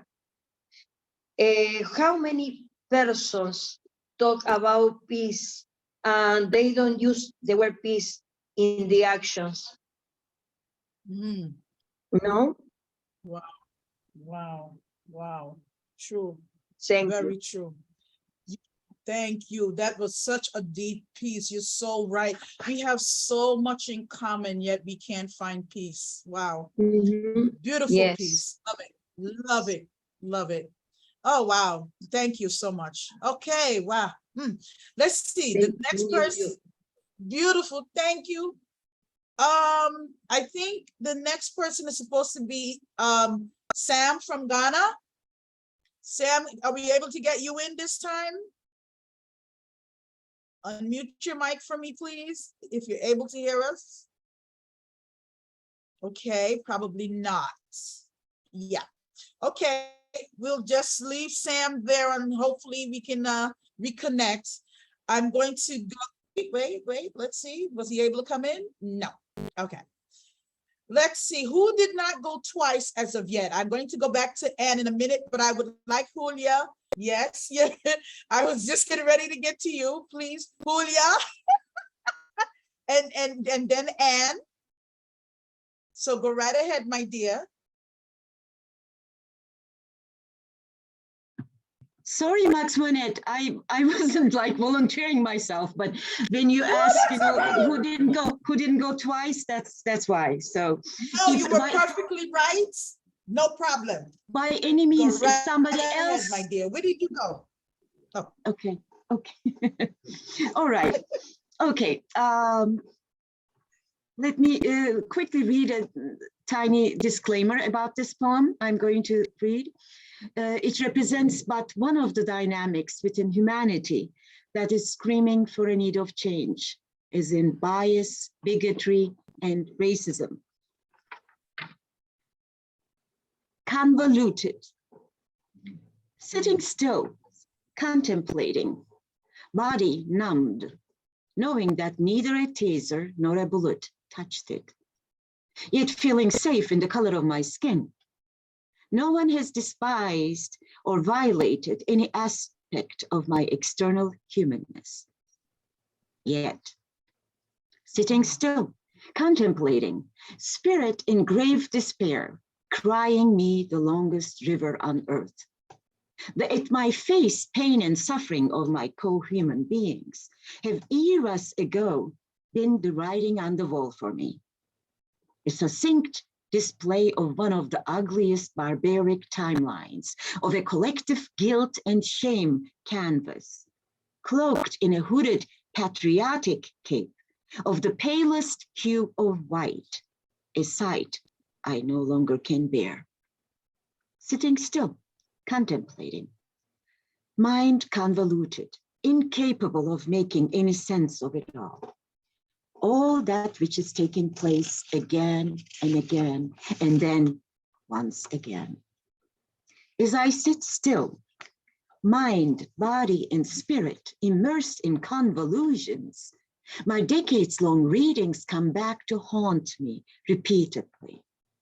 For those supposedly learned and often regurgitated, pages cannot even begin to compare to anything that has been unfolding right before my eyes in this century. As long as I have lived consciously for a considerably extended period of time, that is, and not just once, twice, thrice, but again, again, and again. What continues to dominate the stance of the willfully ignorant, ordinary people, as well as the powers to be, that be, an age-old prejudice, words of unconditional condemnation, extremely negative stereotypes, blatant injustice in the name of justice, self-justifying acts of discrimination, self-justifying acts of selective violence, a wholehearted condoning of brutal murders that are being committed against each soul who happens to not share my skin's particular hue. On and on. I ponder the events that transpire here and now in the hope that a poem will eventually emerge from the innermost turmoil, which each of my living cells senses to the core, having become a second skin. My anguish weighs heavily on me. It tears up and cries me the longest river on earth, while my petite, fragile external frame is faced with the onus of climbing a mountain, so massive that nothing which had prepared myself mentally, psychologically, emotionally, and spiritually in many a period of time before comes even close, to sufficing to serve as a source of comfort for me anymore. I then remember a calming fact.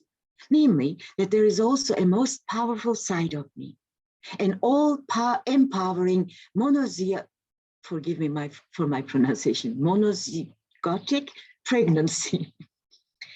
Sorry. I then remember a calming fact, namely that there is also a most powerful side of me, an all-empowering monozygotic pregnancy.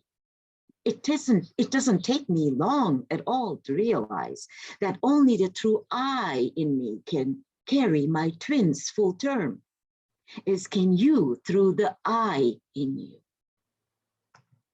Once born, our twins, Equitas and Justicia, will begin their peaceful reign of goodness and truth, whatever is needed for an all-inclusive humanity. They will instill in the hearts and minds of our youth. I am not the one to judge if a poem has indeed materialized from my words. As for their impact, if any, it will remain unknown. But of one outcome, I'm absolutely sure.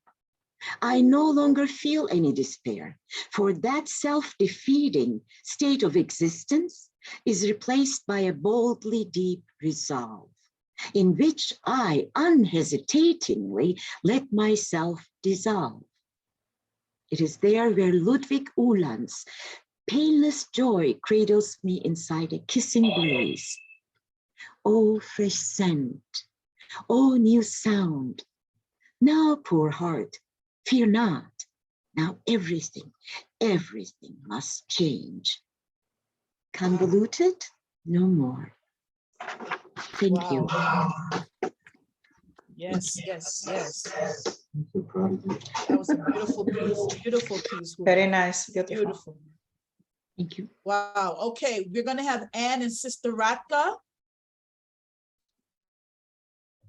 Oh yeah, that was so beautifully read too. What a Yes, it was. Yeah. your voices. Thank you. I feel my poems just inside my soul, and so thank you. Thank you so much for listening. It's my pleasure. It's my pleasure listening to all of you. I'm sorry. You have a public behind you, your husband, William Peter. Is behind you. You have public behind you. Oh, she's saying you have someone behind. Yeah, that's her husband back there. That's Brother Bill. Yes, I know. I didn't know how to cover him up to give him privacy. I'm at the beach. That's Bill all is in right. 2 different places. One is on the beach and another one at home. That's We good. love it. We love it. We love it. Okay, You don't let's see do my junkie office. I like your office. Okay, let's mute our mics. We're gonna have Sister Anne, and then it's gonna be Sister Ratka. So let's mute. Okay, go right ahead. All right, thank you. This is Little Girl in My Dreams. I wrote a book when there was a Canadian publisher that liked my poetry, so I looked out there no more. But at some point, I'm going to re-release the book with some kind of package on it of additional poems or an audio CD-ROM to go with it, something like that. I'll figure it out. In the meantime, this is Little Girl in My Dream. She wanted to be angel for strays by my house, the little girl in my dream. The other kids threw the firecrackers. Kids are cruel, I remember that well. Homeowners united on the 4th of July with hoses blasting full stream. We destroyed their explosions because kids are cruel. I remember that well. As I rolled up my garden hose, I saw the little girl in my dream in my yard, making me angry. I yelled at her and told her to get lost. She ignored my scream, and I picked her up and brought her to the next yard. Kids are cruel. I remember that well. She came back like the cat that I tossed off my desk, this little girl in my dream. I didn't see her tend to a gray stray. Kids are cruel. I remember that well. So I carried her by her arms and yelled. She sulked, "Don't be mean." I didn't give it much thought till now what I did to that sweet little girl in my dream. I remember that well. Thank you. Beautiful. We all have to remember that our inner child. Then let that child out to play. Beautiful, beautiful. Okay, Sister Rata, and then we're going to try for Sam again and see if we can get him going. Go right ahead, Sister Rata. Thanks again, Sister Anne. Thank you. Yeah, that was a beautiful poem. Mine is called Parting. So here I go. When the time came for goodbyes, no crickets chirped and the fireflies turned off their lanterns. The night was quiet, translucent from the dawn that was knocking on the door. We sat face to face, our faces invisible, because it was night, silent and opaque. We remained still in the dark, quiet, each with our own thoughts preoccupied, while the night swallowed all of our wandering fires. Thank you. Thank you, Sister Rata. Thank you. Thank you. Just wonderful pieces. Wonderful pieces. Did we lose Sam again? I think we lost Sam again. Oh well, hopefully he'll get back in. I see we have a new poet. Someone just entered, poet Janet Dawson. So Sister Janet, hi, unmute your mic, introduce yourself and let us hear you. Hi, everyone. Hi. So many of you know me as poet Janet Dawson, and I was invited to come and share a piece with you guys. I wanted to have more ready, but it's been a busy week at work, so I was kind of crammed in. So I at least wanted to at least get one piece in, and then maybe a little bit later, you know, be able to hop in and do something else for you. Okay. This piece that I'll do, it doesn't have a title. Okay. It doesn't have a title to it, but the kind of premise that I had when I wrote it was a little bit about just a kind of collage of not necessarily of how I feel, but of course, with there being just so much going on in the world today, and a lot of the conversations that you kind of hear from everybody. And I've always been a type of person that I don't believe that you don't have to agree with somebody to understand where they're coming from. You know, everybody feels things differently. Everybody sees things differently. We all experience things differently. So I wanted to do a piece that I felt like kind of reflected a little bit of just kind of what would happen if you just kind of threw all that together of, you know, what different people think and may feel in something. So here I go.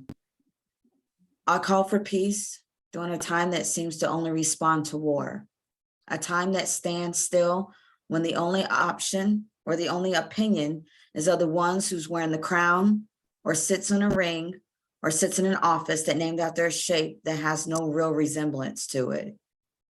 I call for understanding to the ones who live one nation under a God that is held by the hands of many other nations that help fight for the freedom that many no longer seek or have taken for granted. That was taken from many of those just so that I could stand here today and say that freedom did not ring for many of us that day.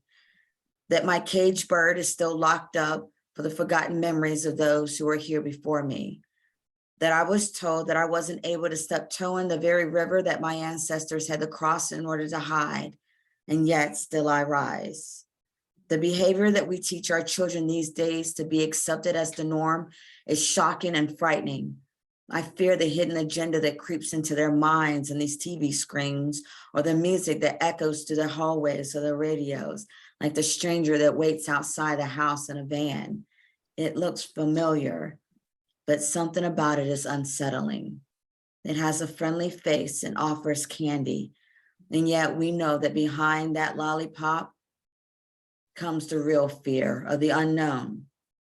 That this country was built under one God, even though we live without any real hope that we're calling on him by the right name, condemning all of those who stand on this land. Blood runs the streets, tears fall like bullets in the sky. The rain has shaped and shimmered to many different colors. Love sees no color, yet it plagues us blindly. Boys kiss boys who chase girls who no longer hide for their innocence of a child that was taken long ago. They pop, lock, and drop to no longer be a Barbie but a stallion. Thugs no longer hide in the shadows of the night. They want you to see how shiny their 9 is in the sun when the trigger is pulled. Our concerns are forced to give up because a child died today. A mother wasn't able to pay her rent. A father lost his job. Gas is on the rise, and patience is no longer a virtue, because for $399, you can pull wools over these eyes to escape to a new reality that is virtually everywhere and yet nowhere at all. The end. Whoa. Whoa, whoa, whoa, whoa, whoa, whoa, whoa. Yes, you did embrace and hit it. Yes, you did. Wow. Deep. My goodness. You got me sitting here in chills myself. Woo. Okay, I'm getting feedback. I'm not sure why. Let me turn my mic a little bit here. Wow. Okay. Beautiful piece, Sister Janet. Beautiful piece. Thank you. Thank you. Thank you very much. I'm just curious. Who invited you to the group? Miss Noreen. Hello, Janet. Beautiful. Hi, love. I'm glad you made it. Thank you. I am too. Yes. Yes. We are happy Well, to have you. Oh yeah, that was a beautiful piece. Janet is an awesome poet, and she did awesome. Yeah. Oh yeah. Oh yeah. Oh yeah. Definitely. Yeah. Thank you so much again, Sister Janet. I hope you can, get another one for us. You're very good. I love your words. Very good. Very good. Thank you so definitely. much. I'll definitely have another piece for you. Okay, I'll come back around. I'm coming back to you now. Okay. Oh, lovely. Oh, I love it. I love it. I'm going to try again. There he went again. Brother keeps popping in, and then Sam, he pops out. He's again in Ghana. The connection issues in Africa are really very, very bad.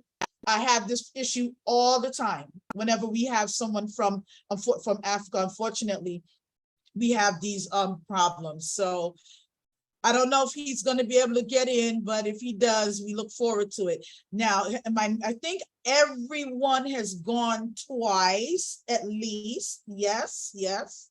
Okay. Noreen, except for Noreen and I just realized that. Noreen, please bless us with a poem. Okay, because you and I, you haven't either went to second one either. Yes, I did. Okay. No, she has not. Okay. You two are terrible. Go ahead. Okay, and this one I have is called Stand Up, and okay, this is for justice. He's back in. Okay. Did you want to wait to see if we can get him in, Noreen? Yes, yes. Okay, hold on. Let me see. Let's see if we can get Brother Sam in. Brother Sam, unmute your mic, please. I know you're having connection issues. If you can go right ahead, just go right ahead. Unmute your mic, my dear. It's unfortunate. I hate it when that happens because, you know, it's wonderful to see the determination. He just keeps coming. He's like, I'm going to get in there. Okay. Brother Sam, we're not hearing you. I don't think you're hearing us. Can you unmute your mic? Okay. All right. Noreen, please continue. Okay. I have a poem called Stand Up. Okay. Let's stop the hatred and violence against Black men and Black women and Black children. Let them live in peace and harmony. It's a government that don't want us to be united. The government wants to destroy, get rid of the Blacks. But why? What have they done? Nothing in my book. Let's put a stop to that. Let's get along. We all want the same thing in life, to love and to be loved. Family, friends, education, job, to help others. We need to stand together, be united as one, a community, and let the government know we won't put up with their bullying, the Blacks. They have all the rights as human beings. So let's stop, so let's stand together and show them who we are really are made out of. Are you with me? I can't hear you. Louder. Are you with me? Come on, stand up. Let every single person live in peace, harmony, and happiness. The end. Beautiful, Noreen. Beautiful, beautiful, beautiful. That's right. I'm with you. Stand up. Yes. Love it, love it. I'm really not sure which poem book to read from. If I should read my own, my mother's. I have 3 here, and I really just don't know. I'm going to read my mother's only because, you know, it's mommy's. Again, the Unlimited Mind, available on Amazon. She has a piece here called Black Cries. And it was written, her book was originally published in 1983. So it's interesting. You'll hear people that are no longer in quote unquote active movement, but it's just interesting that it's still going on here in 2022, sadly to say. Black cries following raining in Atlanta. It's stated in the Universal Black Writer. Genocide, genocide. Black children eliminated by sociopathic snipers. What can poor people do? They are crying for a better living condition too. There is going to be hell in these ghettos. Ben Vereen, dramatic at presidential inauguration, impresses mind with tension, retrospectively, presently, futuristically, seeing, hearing, Black cries in America, Black cries all over the world. Black cries flowing, raining in Harlem. Reverend Jesse Jackson gives them a warning. The NAACP is alarming. What can the poor people do? They are crying for better living conditions too. There is going to be hell in these ghettos.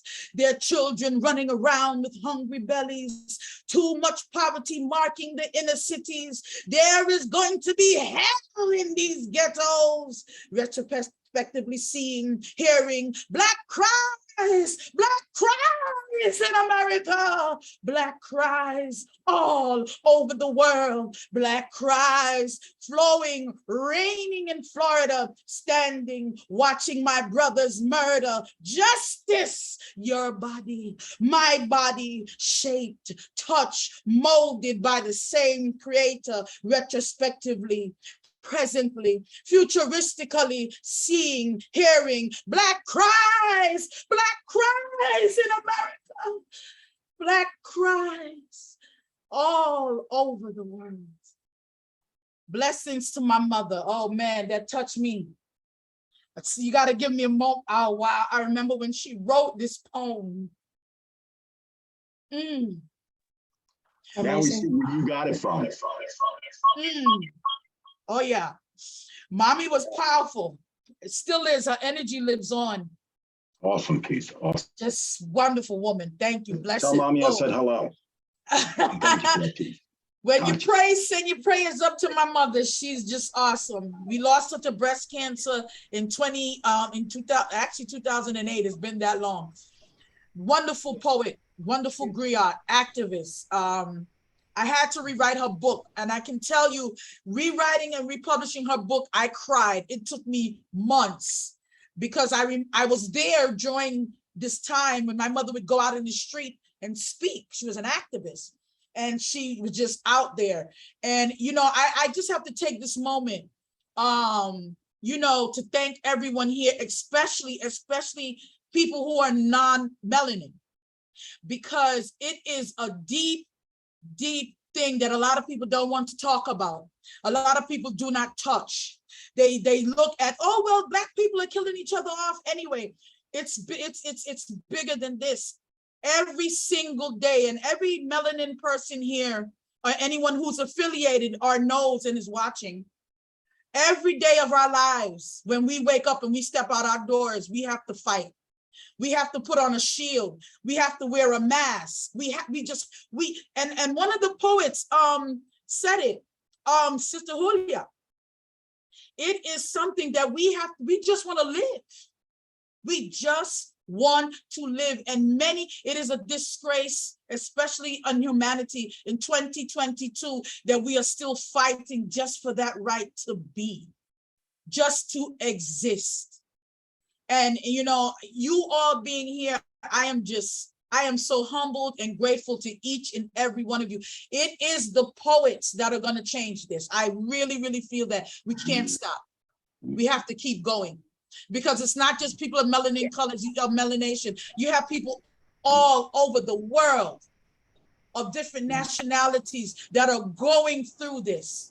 Yeah. That their cultures have been enslaved, they're being slaughtered, they're being, you know, degraded, everything, you name it, happening right now, even as we speak. We've got to keep standing up, and we must continue to fight.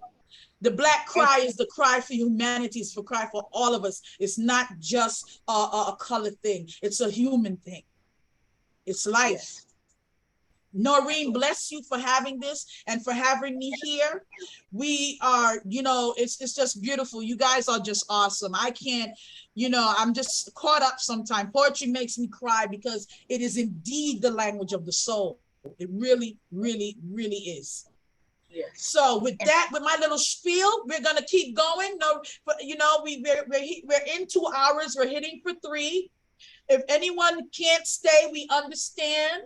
And for those of us who can, let's keep it flowing. It's a beautiful day. Can I say something? You better. Okay. I want to say, everybody here, y'all doing awesome. I enjoy each one of y'all poetry, and y'all are phenomenal. And I'm so glad I have this, and I'm glad Maxwanette was going to be my co-host too. And we already asked her to be it every year. And who mentioned about doing this?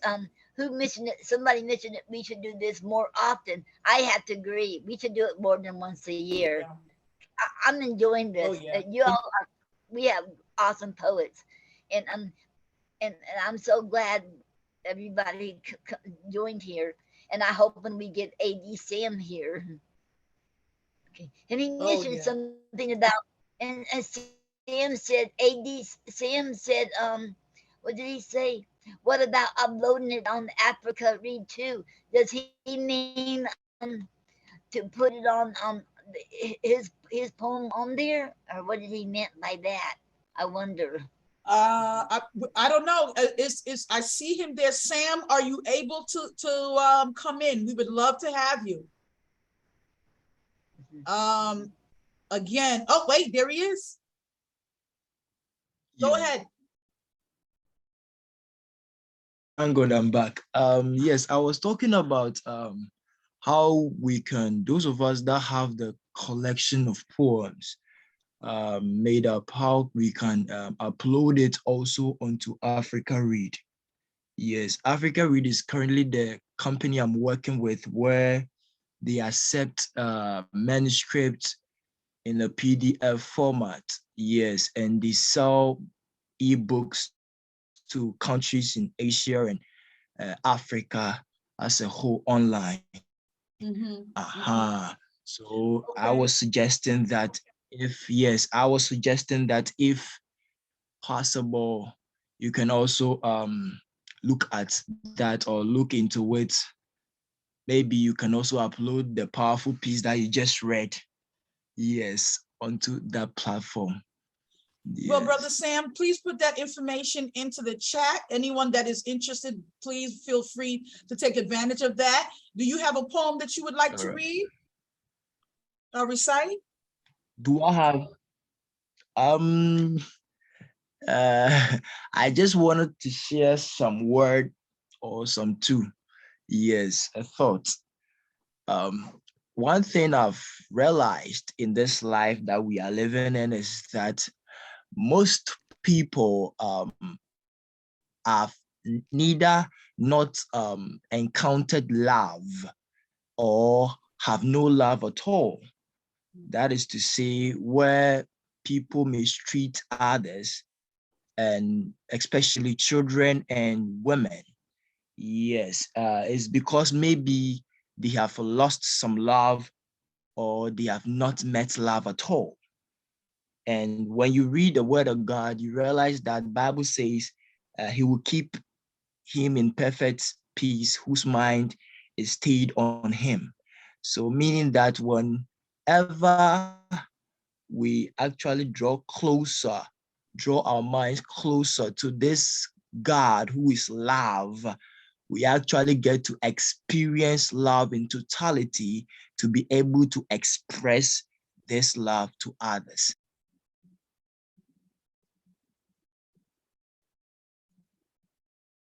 Okay, I think we lost him again. Okay, it happens. It happens. What can we say? We got to keep it going. It's 6:13, and we're going to close out at, I believe it's 7. So we're going to, everyone who has already gone, if anyone wants to go again, please just let me know.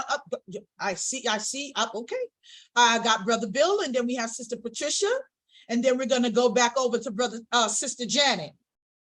Okay, so please, Brother Bill, go right ahead. Unmute your mic, my dear. A little story about this poem. Can you turn the thing down? Okay, about this poem.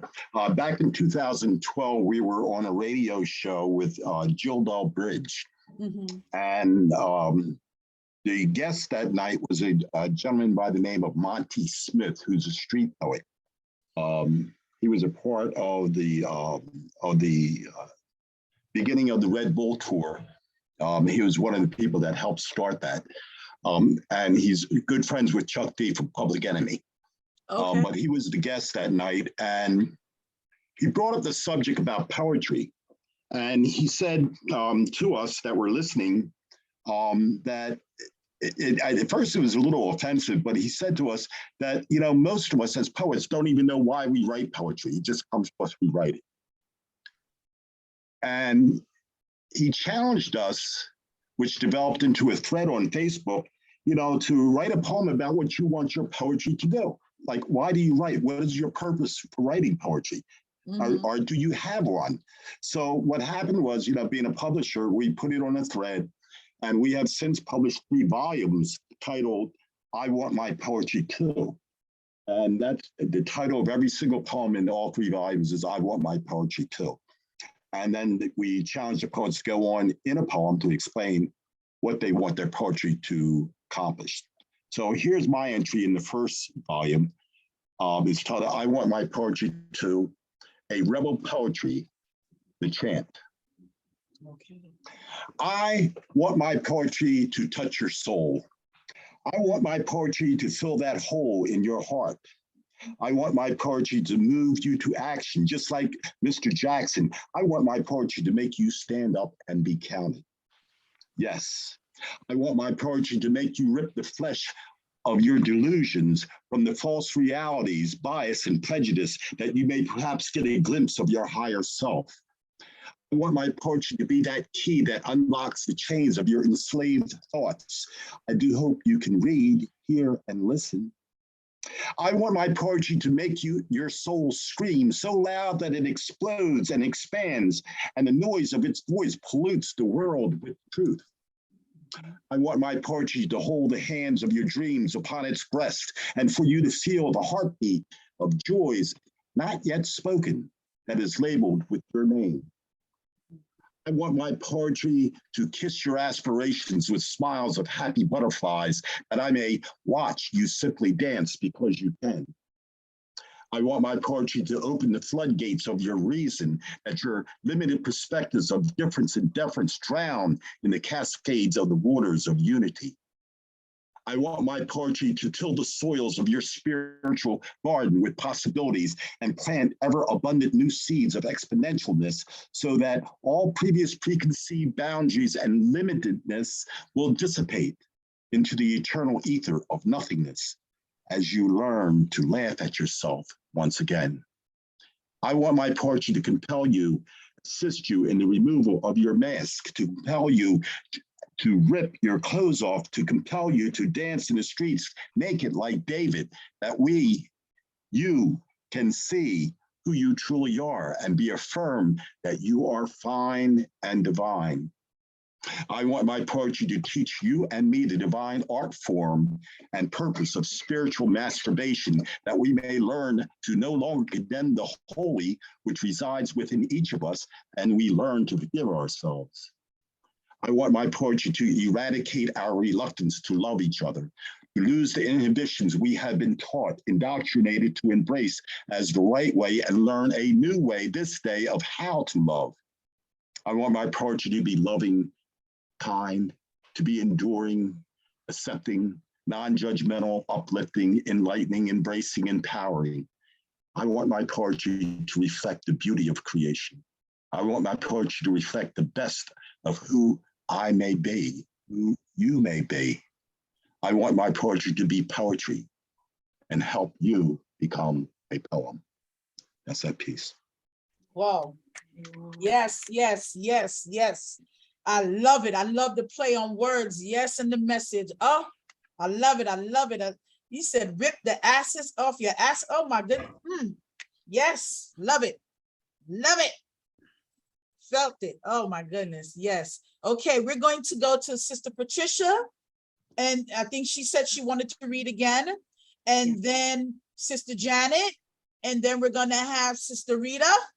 So ladies, please remember your order. All right. Okay, so let's go to Sister Patricia. Go right ahead. Okay, this is a different genre now, a little softer. For all we know. In my teens, I took time to mature and understand the grown-up script written by yin versus yang.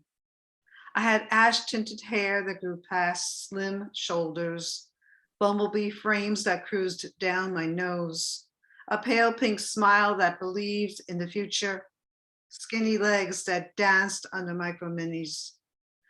Along secluded Bronx trails near the river's ripples, not far from 6-story fortresses and my room's lemon-colored walls. We were children inside an antique frame under an Alice in Wonderland mushroom. We were children coming of age inside my world of make-believe. You loved Billie Holiday, hummed her songs whenever we met. For all we knew, you understood love's techniques, asked me to drop my towel or unbutton my blouse. Your pencil tried to sketch the woman inside the child, but I said no, thought you were like the rest until now. Sometimes regrets go elsewhere or stay inside this 8x10 frame. Thank you. Thank you. Thank you. Beautiful. Next. Did you remember who's next? Our rotation? I believe it's me. Yes, ma'am. Oh, I got it. I'm a little slow sometimes. You and me both. So I was actually trying to find a piece that I did not long ago, and I couldn't find it, which is okay, because I was actually kind of inspired by listening to everyone that was speaking before me. And sometimes I've learned to accept that sometimes when you can't find something right then and there, that it doesn't make it a bad thing, that sometimes it's just another path that you get to take. Exactly. You know, and so I've learned to find peace in that. You know, you can only control what you can control.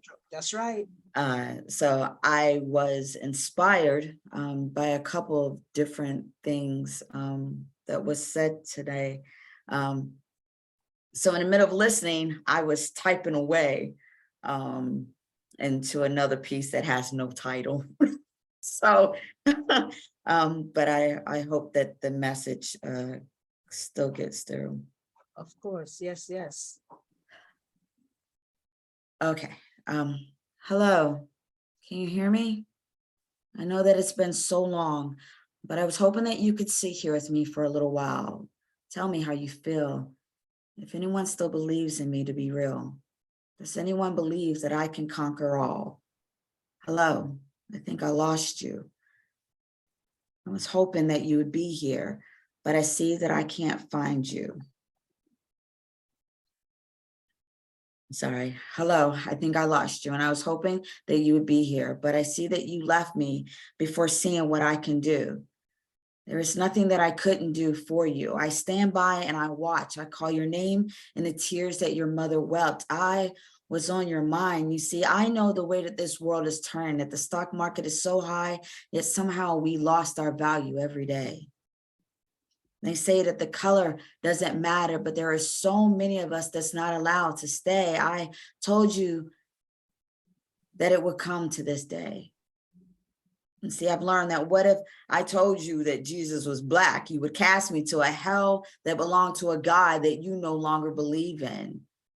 Somehow this world is full of all these contradicted moments, that I was told that if it was white, that it must be white, but no one speaks about all the wrong that was done in between. Hello. Sorry, my tears won't stop falling. My breath is shallow. My heart has become hard and my chest is bare. Hello, I know that you no longer remember me, but my name is Love. You see, I'm patient and I'm kind. It seems that you've forgotten me. Please know that I'm never far. I am more than the money that you try to stash in your pocket or the investments that you put into that big house or fancy car. People forget that I am in the simple yet complex of things of life. You see, I am the laughter of a child. I am the silent breath that causes you to gasp before the kiss. I am that butterfly in your tummy. I am that unexpected smile from the stranger that somehow made your day. I am hope that you cling on to in order to find out who I am.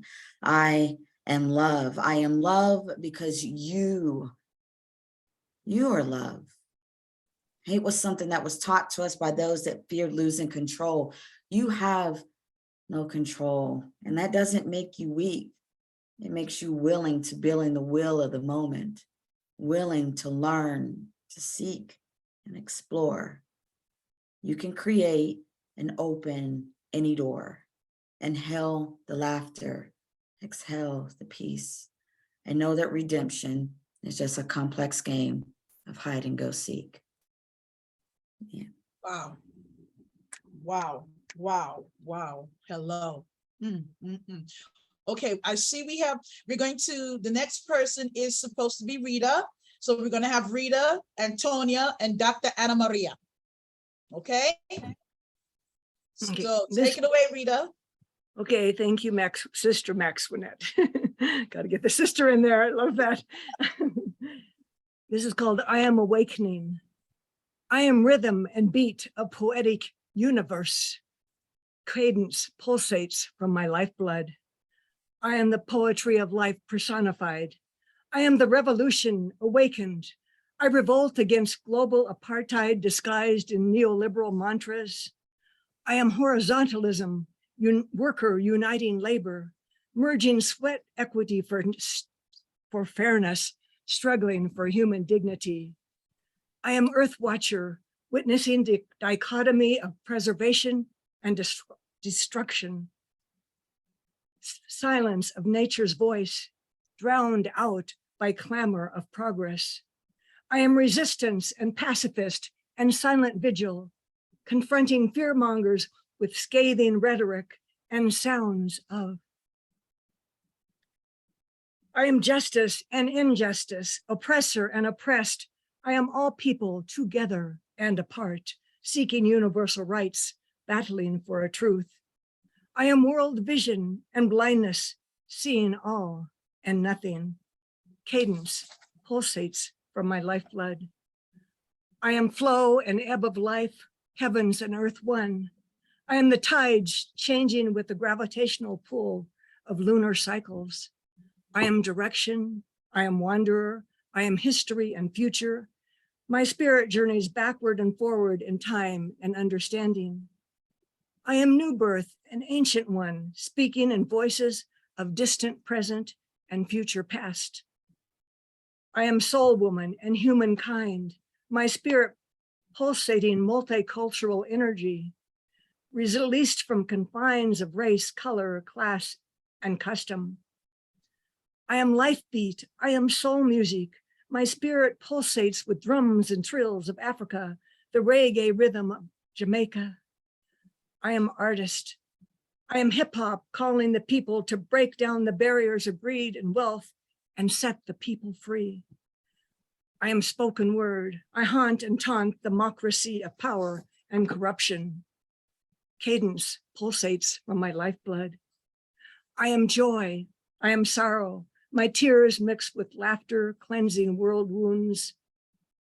I am permaculture, generating fertility. I am land steward, soil sustainer, renewing gifts rooted in life. I am peace woven into the threads of life, strengthening the fiber of humanity. I am security, aborting weapons of destruction, birthing wonder and awe. I am the intersection of life and death, darkness and despair. I am the light of the world, speaking, shining in renewal and understanding.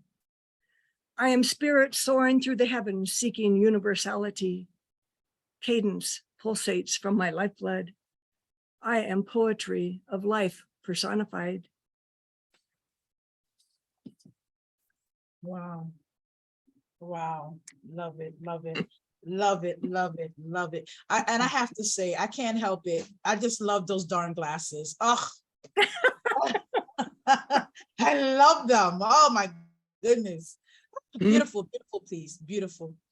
Okay, the next person we have here is Antonia. I believe you're next. Yes.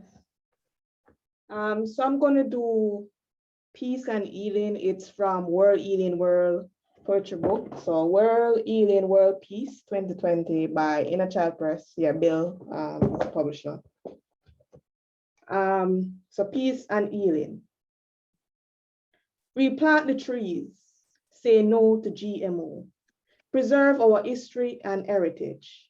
Preserve our oceans, rivers, and our most precious sacred spaces. Preserve life, as we may never know the future. Keep our environment clean.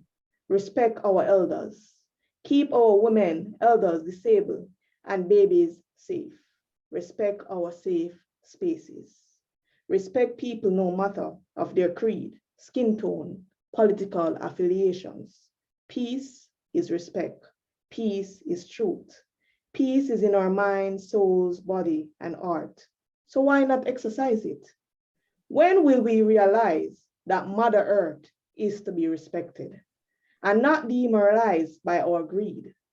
When will we take accountability of our destructive actions that have led to global warming? When will we stop blaming God for our own wickedness against humanity? When will we love each other as we truly love ourselves? When will we realize that we are all suffering from pain and aches, and we need each other? When will we realize that no man stands alone in the face of adversity? When will we realize that unity is indeed our strength and our weapon, not bullets, bombs, and man-made diseases? When will we forge our greatest assets, people, and build a greater future for generations to come? Healing begins when you know you're hurting. Healing begins when we are ready to speak and cry. Healing begins when we are ready to forgive. Healing begins when we are ready to have that discussion. Healing begins when we are ready to be vulnerable, that we wear our pain like a canvas. Healing begins when you are forgiving yourself. Healing begins when nothing else is left but healing. Healing begins with you. Thank you. Yes, beautiful, beautiful, beautiful. True, true, Antonia. Healing begins with us. That's right. Love it, love it, love it, love it, love it. Wow, wow. I'm telling you, I can't get enough. Dr. Anna Maria, where are you, my dear? Yes, There you go. I'm here. Please go right ahead. Yes. Let me see. Okay, here I am. Sunflower woman. Sunflower woman, woman of the hope of supreme words as the carrier pigeon of peace. You are of majestic presence and with wings of freedom, always looking at the sun, hopeful light of life. You fall and you get up instantly and you recover. You fight a thousand battles and win a thousands and one wars in building a wonderful road embroidered roses with their thorns that mark you right direction, guided by the stars, seniors, and the moon, which become of light illuminates your serene nights. Mother of Earth approves your words as vital echo, protector of the planet, of air, water, full health, and the days to come. Sunflower woman, you shine tireless in each project, in each congress, at each meeting, at each summit, and thus your shine dazzling the Lord, the angels, and the archangels every day, daily, and even in your sufferings, because you constitute that stone in the shoe, but that they never make you kneel before misfortune. Sunflower woman who struggles and struggles, you do and you remake. You look for the truth of the whole universe, and you warn that the war belongs to others, aliens, to humanity, of our Mother Earth. And you keep working for peace, humanity, solidarity, knowledge, and above all, freedom. Freedom of thoughts and freedom of life. Sunflower woman, critical, doer, differentiation, critic, with a capacity for discernment. I hope you like. Wow. Sunflower woman. Yes, yes, because yes. you I know love it. the sunflower always look to the sun, and most of women look the sun, in every yes. action. Oh yeah, yes, yes, beautiful. I love it. I love it. I love it. You guys are just something else. Oh my goodness, beautiful piece, beautiful piece. Sunflower Woman. I like Okay, that. thank you. You're welcome. Okay, we're gonna have Sister Tanya, then we're gonna have Noreen, and then we're gonna continue. So let's give Sister Tanya a minute. When you're ready, go right ahead. Yes. Tomorrow. How hovel of the last walls echoes. It warns humanity in the far north. The warning is to change the world, and the only planet we have and our home. Let's listen carefully that sound, and let's wish everything nice and good at the same time, filled with love and compassion. Then maybe the whole will not to be the last one, but the hope for the future in our tomorrow. Thank you. Thank you, Sister Tanya. Beautiful, beautiful. I just love the Thank you. wonderful vibes, just the peace and the love, even through this horrificness of injustice, and we always fighting for peace and trying our best to keep sustainability. Everyone here is just, you know, an activist in their own poetic way. Beautiful. We have people that are leaving. Sister Patricia had to go, and Sister Rita is getting ready to leave us as well. Love you all. Thank you. Mwah, mwah. Blessings. Love you guys. Namaste. Wonderful, wonderful, wonderful people. Oh my gosh. Great. Noreen, you have something there. Unmute your mic for me, my dear, and let us have it. And then we're going to go to Sister Janet. You have your hands up. Did you want to go? Okay, we'll get back to you. Go right ahead, Noreen. Okay, I have one called Let's Stop the War. And this is dedicated for the Ukrainians. Okay. Why start a war when innocent people are killed, maimed for life, never will be the same again? They have no water, no electricity, no food, no medical care, no homes to go to. Families are destroyed. I read a man lost his wife and children, now alone. Children's hospital was attacked. At least 3 people were killed, including a young girl. The Ukrainians that did make it went underground trying to adapt. Wars make no sense. Why? Why? Is it greed, power, control? It ain't worth it, is it? Not to me, it isn't. Let's stop it. What caused you to be so cold, heartless? Let's stop this nonsense. Let's stop the war now. All we want is peace. Peace in this world. Is that too much to ask for? I hope not. The end. Thank you, Noreen. What a question. What a question. Is it too much to ask for?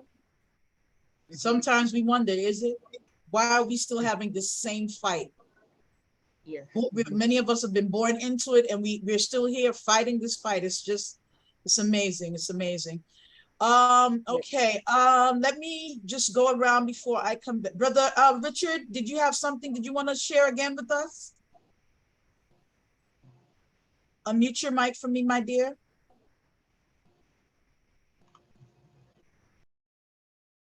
Your mic is mute, Brother Richard.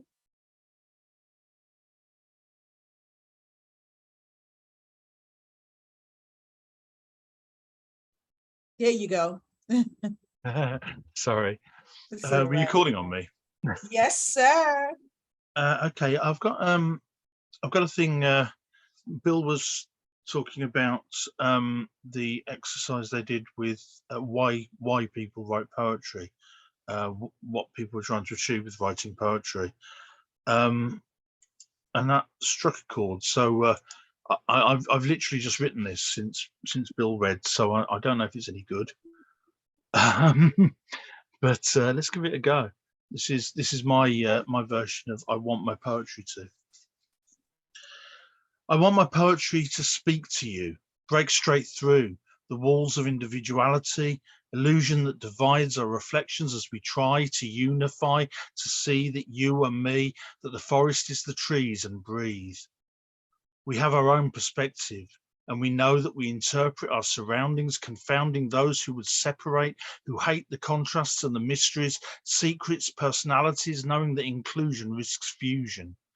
If my words can heal, appeal, or reveal to just one listener the nature of the mirror that reflects itself forever and knows itself unique, then it's my duty to speak. Thank you. Wow. Wow. Just, you know, poets inspire poets. Iron sharpens iron, and I love that. I really, really love it. I love it. I love it. Thank you for that. If I may say, I'm inspired.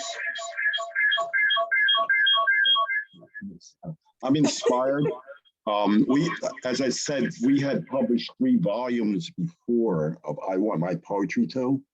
And Richard, you inspired me in turn by putting it together. So I think we're going to do a volume 4 of I Want My Poetry To, because I think it's very meaningful for us as poets to self-examine ourselves and sometimes rededicate ourselves and repurpose ourselves for why do we do this? Because sometimes it hurts to write poetry, sometimes there's joy in it. You know, I most certainly get no joy about writing poetry about the ills of the world or the ills of humanity. I would rather write about children dancing and, you know, butterflies and flowers and rainbows, you know. But, you know, this is what we poets do. And, you know, it's significant, you know, to make that declaration to self and to the world as to why we exist, you know, and what we exist for. So look for it. I'll announce it on Facebook. Beautiful, beautiful, beautiful. Wow, love it, just love it. Okay, I'm going to be calling on a few. We have Janet and Danielle, Ratka and Molly. So I'm going to have the wonderful sisters going. So Sister Janet, go right ahead. Unmute your mic. There you go. Okay. That was such a really good piece. Now I want to write something about what I want my stuff to do. Okay. Like we're gonna have a whole train reaction over here. I'm telling you, I'm up here, look, I'm up here scribbling. What do I want my poems? I love it. Listen, I think I actually had this conversation with somebody not long ago, and it was talking about how we forget that poets was the first activists. We were, it used to be a time governments were afraid of us because they feared, because we were we were the voice of the people, we were the voice of the community, you know. So it's really good to see to see it still in rotation that way, you know, that we're still very much passionate about this that we do. I won't hold you long. This piece actually has a title. Don't worry about the titles, honey. You know, titles or labels and all. That's true. It's the words. It's the bring it. But this particular piece is called The Life of Art, and I wrote it some years ago. I used to be an open mic host at an art gallery here, and I wrote this during the opening night as the collaboration of everybody in the arts coming together as one. So here we go.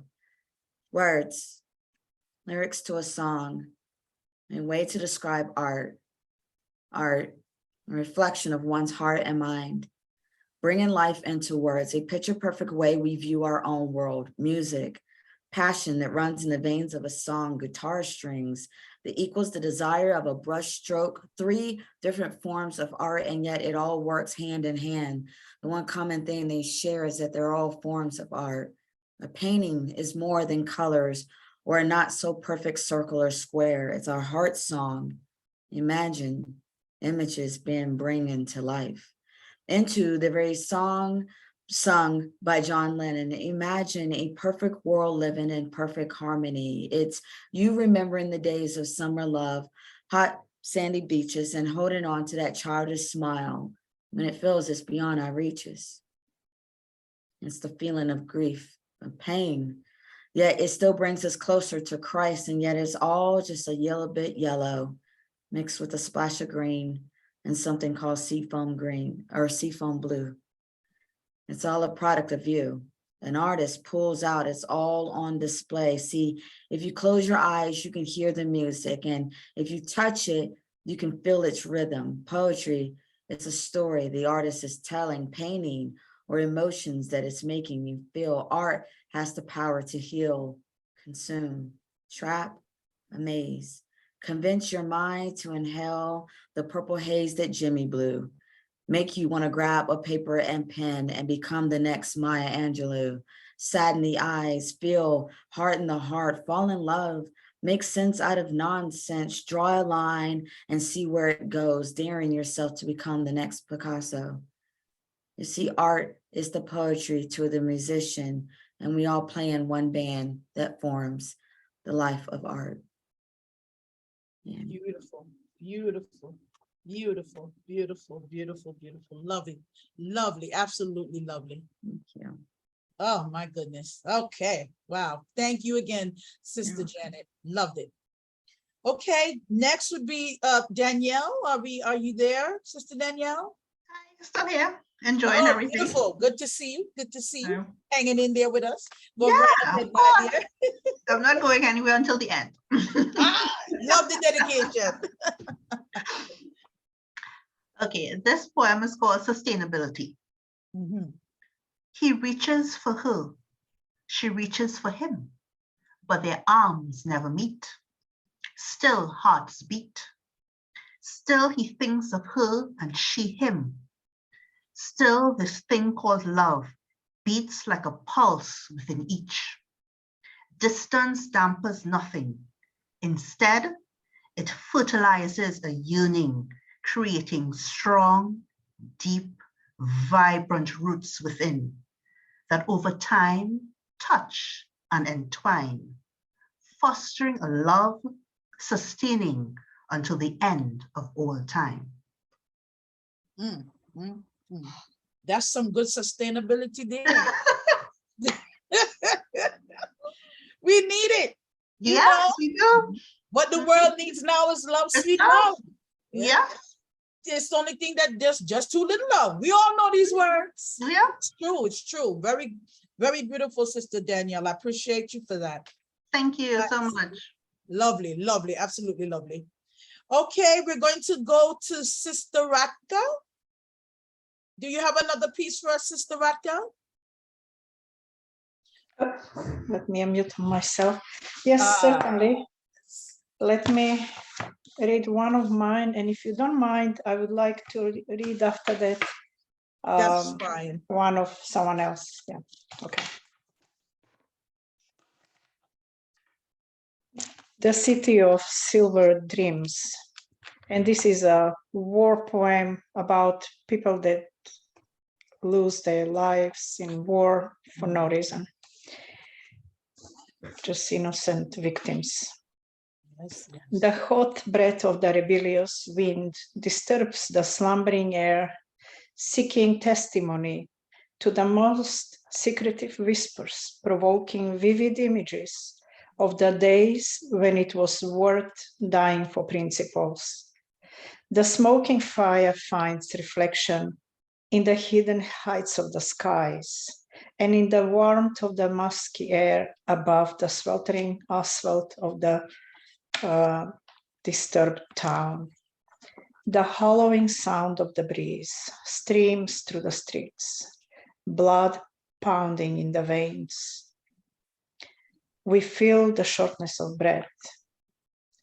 I touch my pulse, and it all explodes into one deep tremor in the embrace of the creative passion of the next rendezvous, colored with the heat of conviction, at the edge of the city of silver dreams. You were 17 only then, when hit by the grenade, too young for a soldier, old enough for a hero of our poems. Amen. Wow. Wow, that was very So deep. that was from my book, but I will read something from somebody else's if you don't mind. No, go right And ahead. Yeah, he's actually a husband of my daughter-in-law's sister. Mm-hmm. Come back. And he's black. Okay. Mm-hmm. Handsome That's young my, man. Right ahead. yeah. He was very troubled in life, and then he found God. And I encouraged him to write this book. It's called Psalms to a Loving Father. Very good one. I was crying when I read his poems. It's just how he came through love of God through salvation. And this is his first one. It's actually written like psalms, and this is called Poetic Psalm number 1. And there are like 70 maybe inside the book. Mm-hmm. Lord, I came to you broken, bruised, beaten, naked, and humble, full of lust, anger, pride, and worldly passions. You saved me from myself. You used me to show your love, changed me to show your grace, and had mercy on me, unworthy as I am. You turned my pride to meekness. Out of my anger, you gave me joy.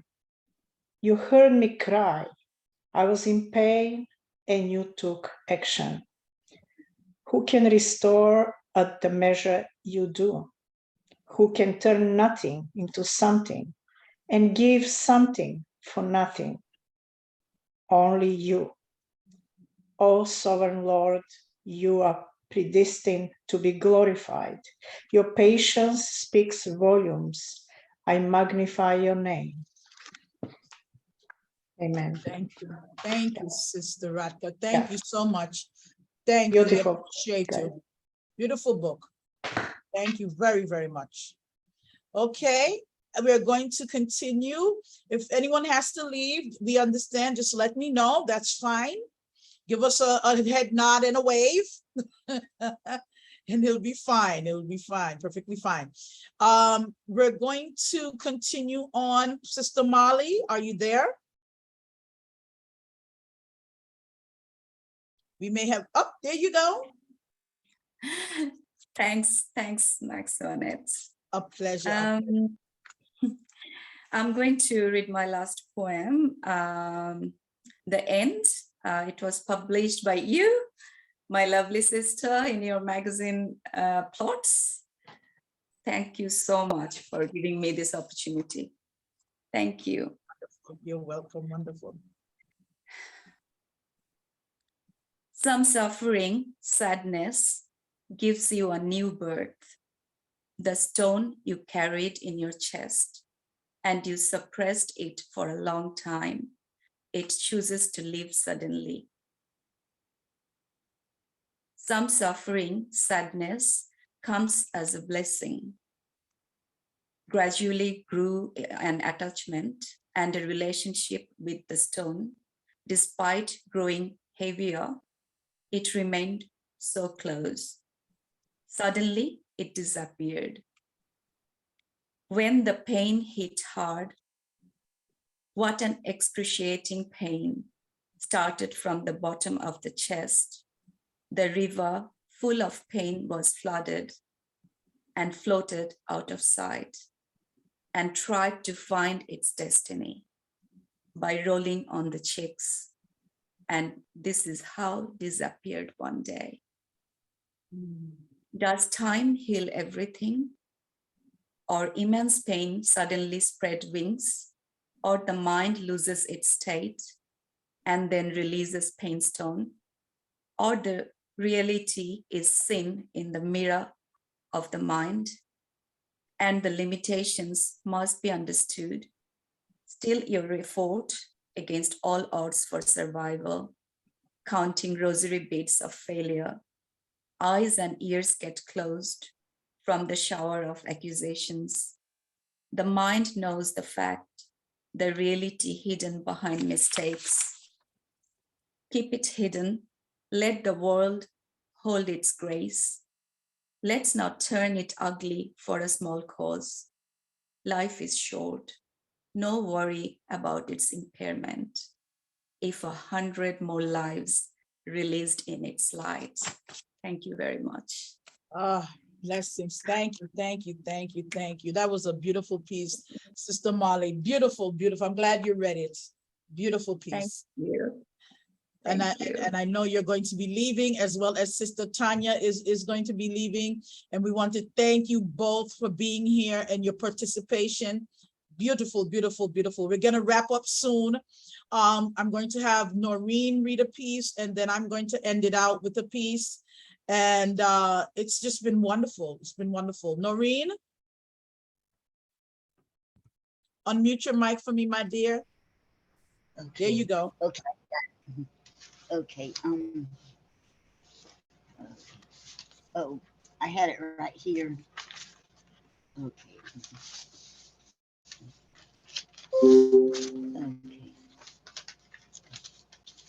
Okay. Right here it is. This is also another new one, and I guess this was guess this would be considered a justice too on the way. This is called "Accept Me, I Am Childless."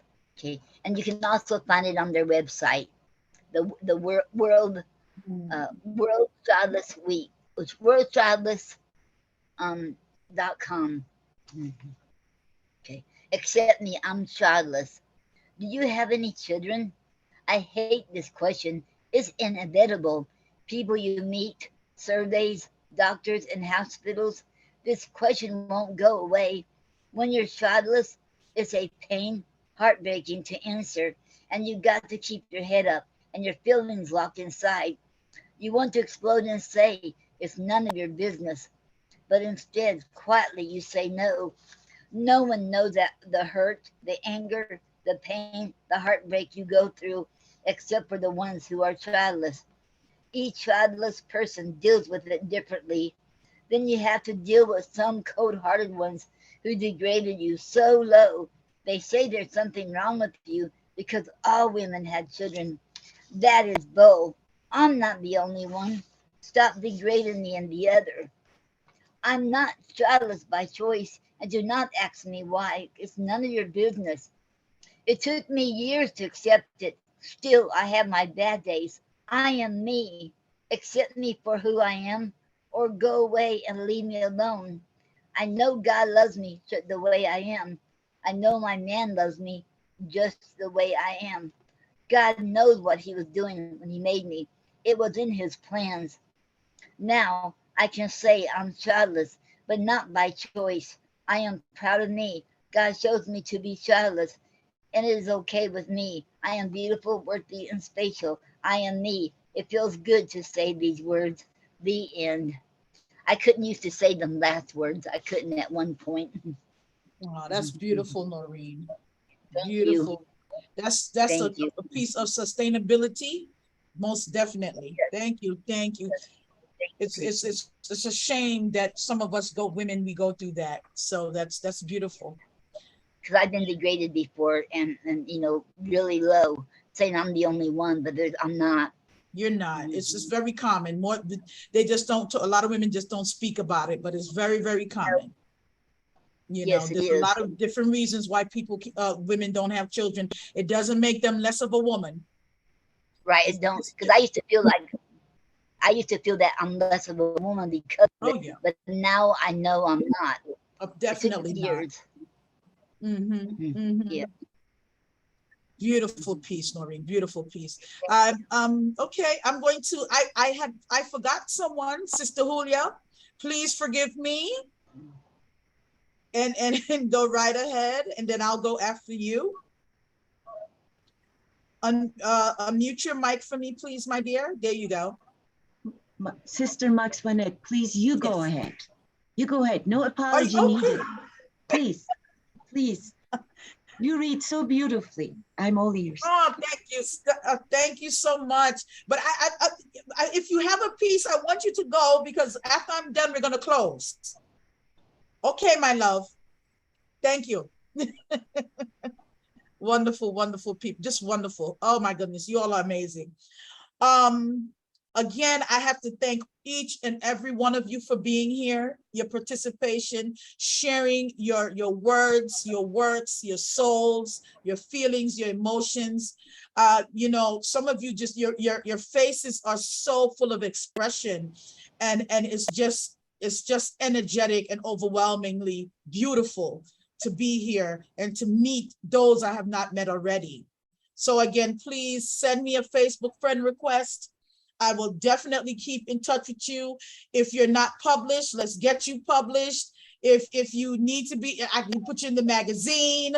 Let's get this stuff done. We have contests, all sort of things going on.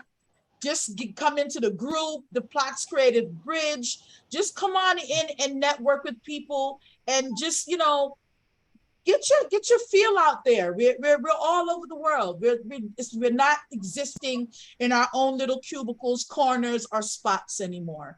If COVID was horrific and everything else that follows, but if we can take anything beautiful out of this, it forced us to communicate with each other across the globe, and that is a beautiful thing. So I'm going to close out with this piece, called a very short piece. Sometimes you have to stop. Again, Poetry Language of the Soul, on Amazon. Sometimes you have to stop in order to begin again. Take a personal inventory of your own existence. Peel away the layers of pain and love your being. Restore your worth. Ignoring the madness that fed the sadness that you accepted as your reflection. Taking away the titles, labels, and shackles, holding you prisoner in a jail without walls. Viewing yourself in this universe as a playground for your soul. Learning as one goes along. The story is yours to be told, because sometimes you have to stop in order to begin again. Thank you very much. Thank you, thank you. Blessings to all of you. Namaste and one love. We've had a beautiful show here, and you know, I see every year. I want to thank Noreen again for even offering me last year to come onto the show. Honestly, for me it was a last minute thing. Yet when she asked me to do it this year, I was like, oh yes, let's do it. And you know, I'm an ill person. I don't look sickly, but I'm having surgery soon. I have a lot of issues that I was born with. I'm not looking for pity, people, but we're not going to do that. Okay, send me your positive energies. That I will accept, because I'm undefeatable. I refuse to stop in this life and or the next. And I want everyone to know that it is a beautiful blessing to connect with each and every one of you. And you continue to do what we do. The world would be dead without us. Continue, never stop writing. Blessings. Noreen, you want to end this up? Okay. I want to thank everyone for coming. Everyone is so awesome, and I enjoyed everyone here. And each one of y'all are amazing, very talented poets. Oh, yeah. And it's a privilege to be here with each one of you all. You know, and I'm so glad to have you all here. And I hope, you know, like whoever mentioned it, I would love to do it again before another year's is up. I think this is awesome. I'm enjoying this. And thank you all. Y'all very talented. Beautiful group. Beautiful group. Thanks again, Noreen. Thank you so much. Okay. Oh, and I didn't say who I was, and I didn't say. And I'm sorry. I am Noreen Snyder, and you can find me you can find me on Facebook, and you can also, I have my own website, Gary and Noreen Snyder.wix.com/poetry, and you can also find me on coffee ko-fi.com/Gary and Noreen too. Beautiful, beautiful. Blessing, wonderful meeting everyone. We'll see each other on Facebook Live. Yes. Yes. Okay. Good night, everyone. Blessings and good morning. Good night. Good night. Good night. Bye-bye. Bye-bye. Good night. Bye, guys. Never say goodbye till we meet again. Never get Till we meet again. Till we meet again. We meet again. Thank you. Blessings. Blessings. Namaste. Bye. Namaste. Bye-bye. Bye-bye. Good night. Good night. Okay. Nice to meet you. Okay. To Good all. night. Good night. Okay. Bye. Bye, Noreen. Bye-bye. Bye-bye. Good night. Okay, Love you. okay. Bye. I'll see you all later. Okay. Yeah. And Bye. you all have a good night. Okay.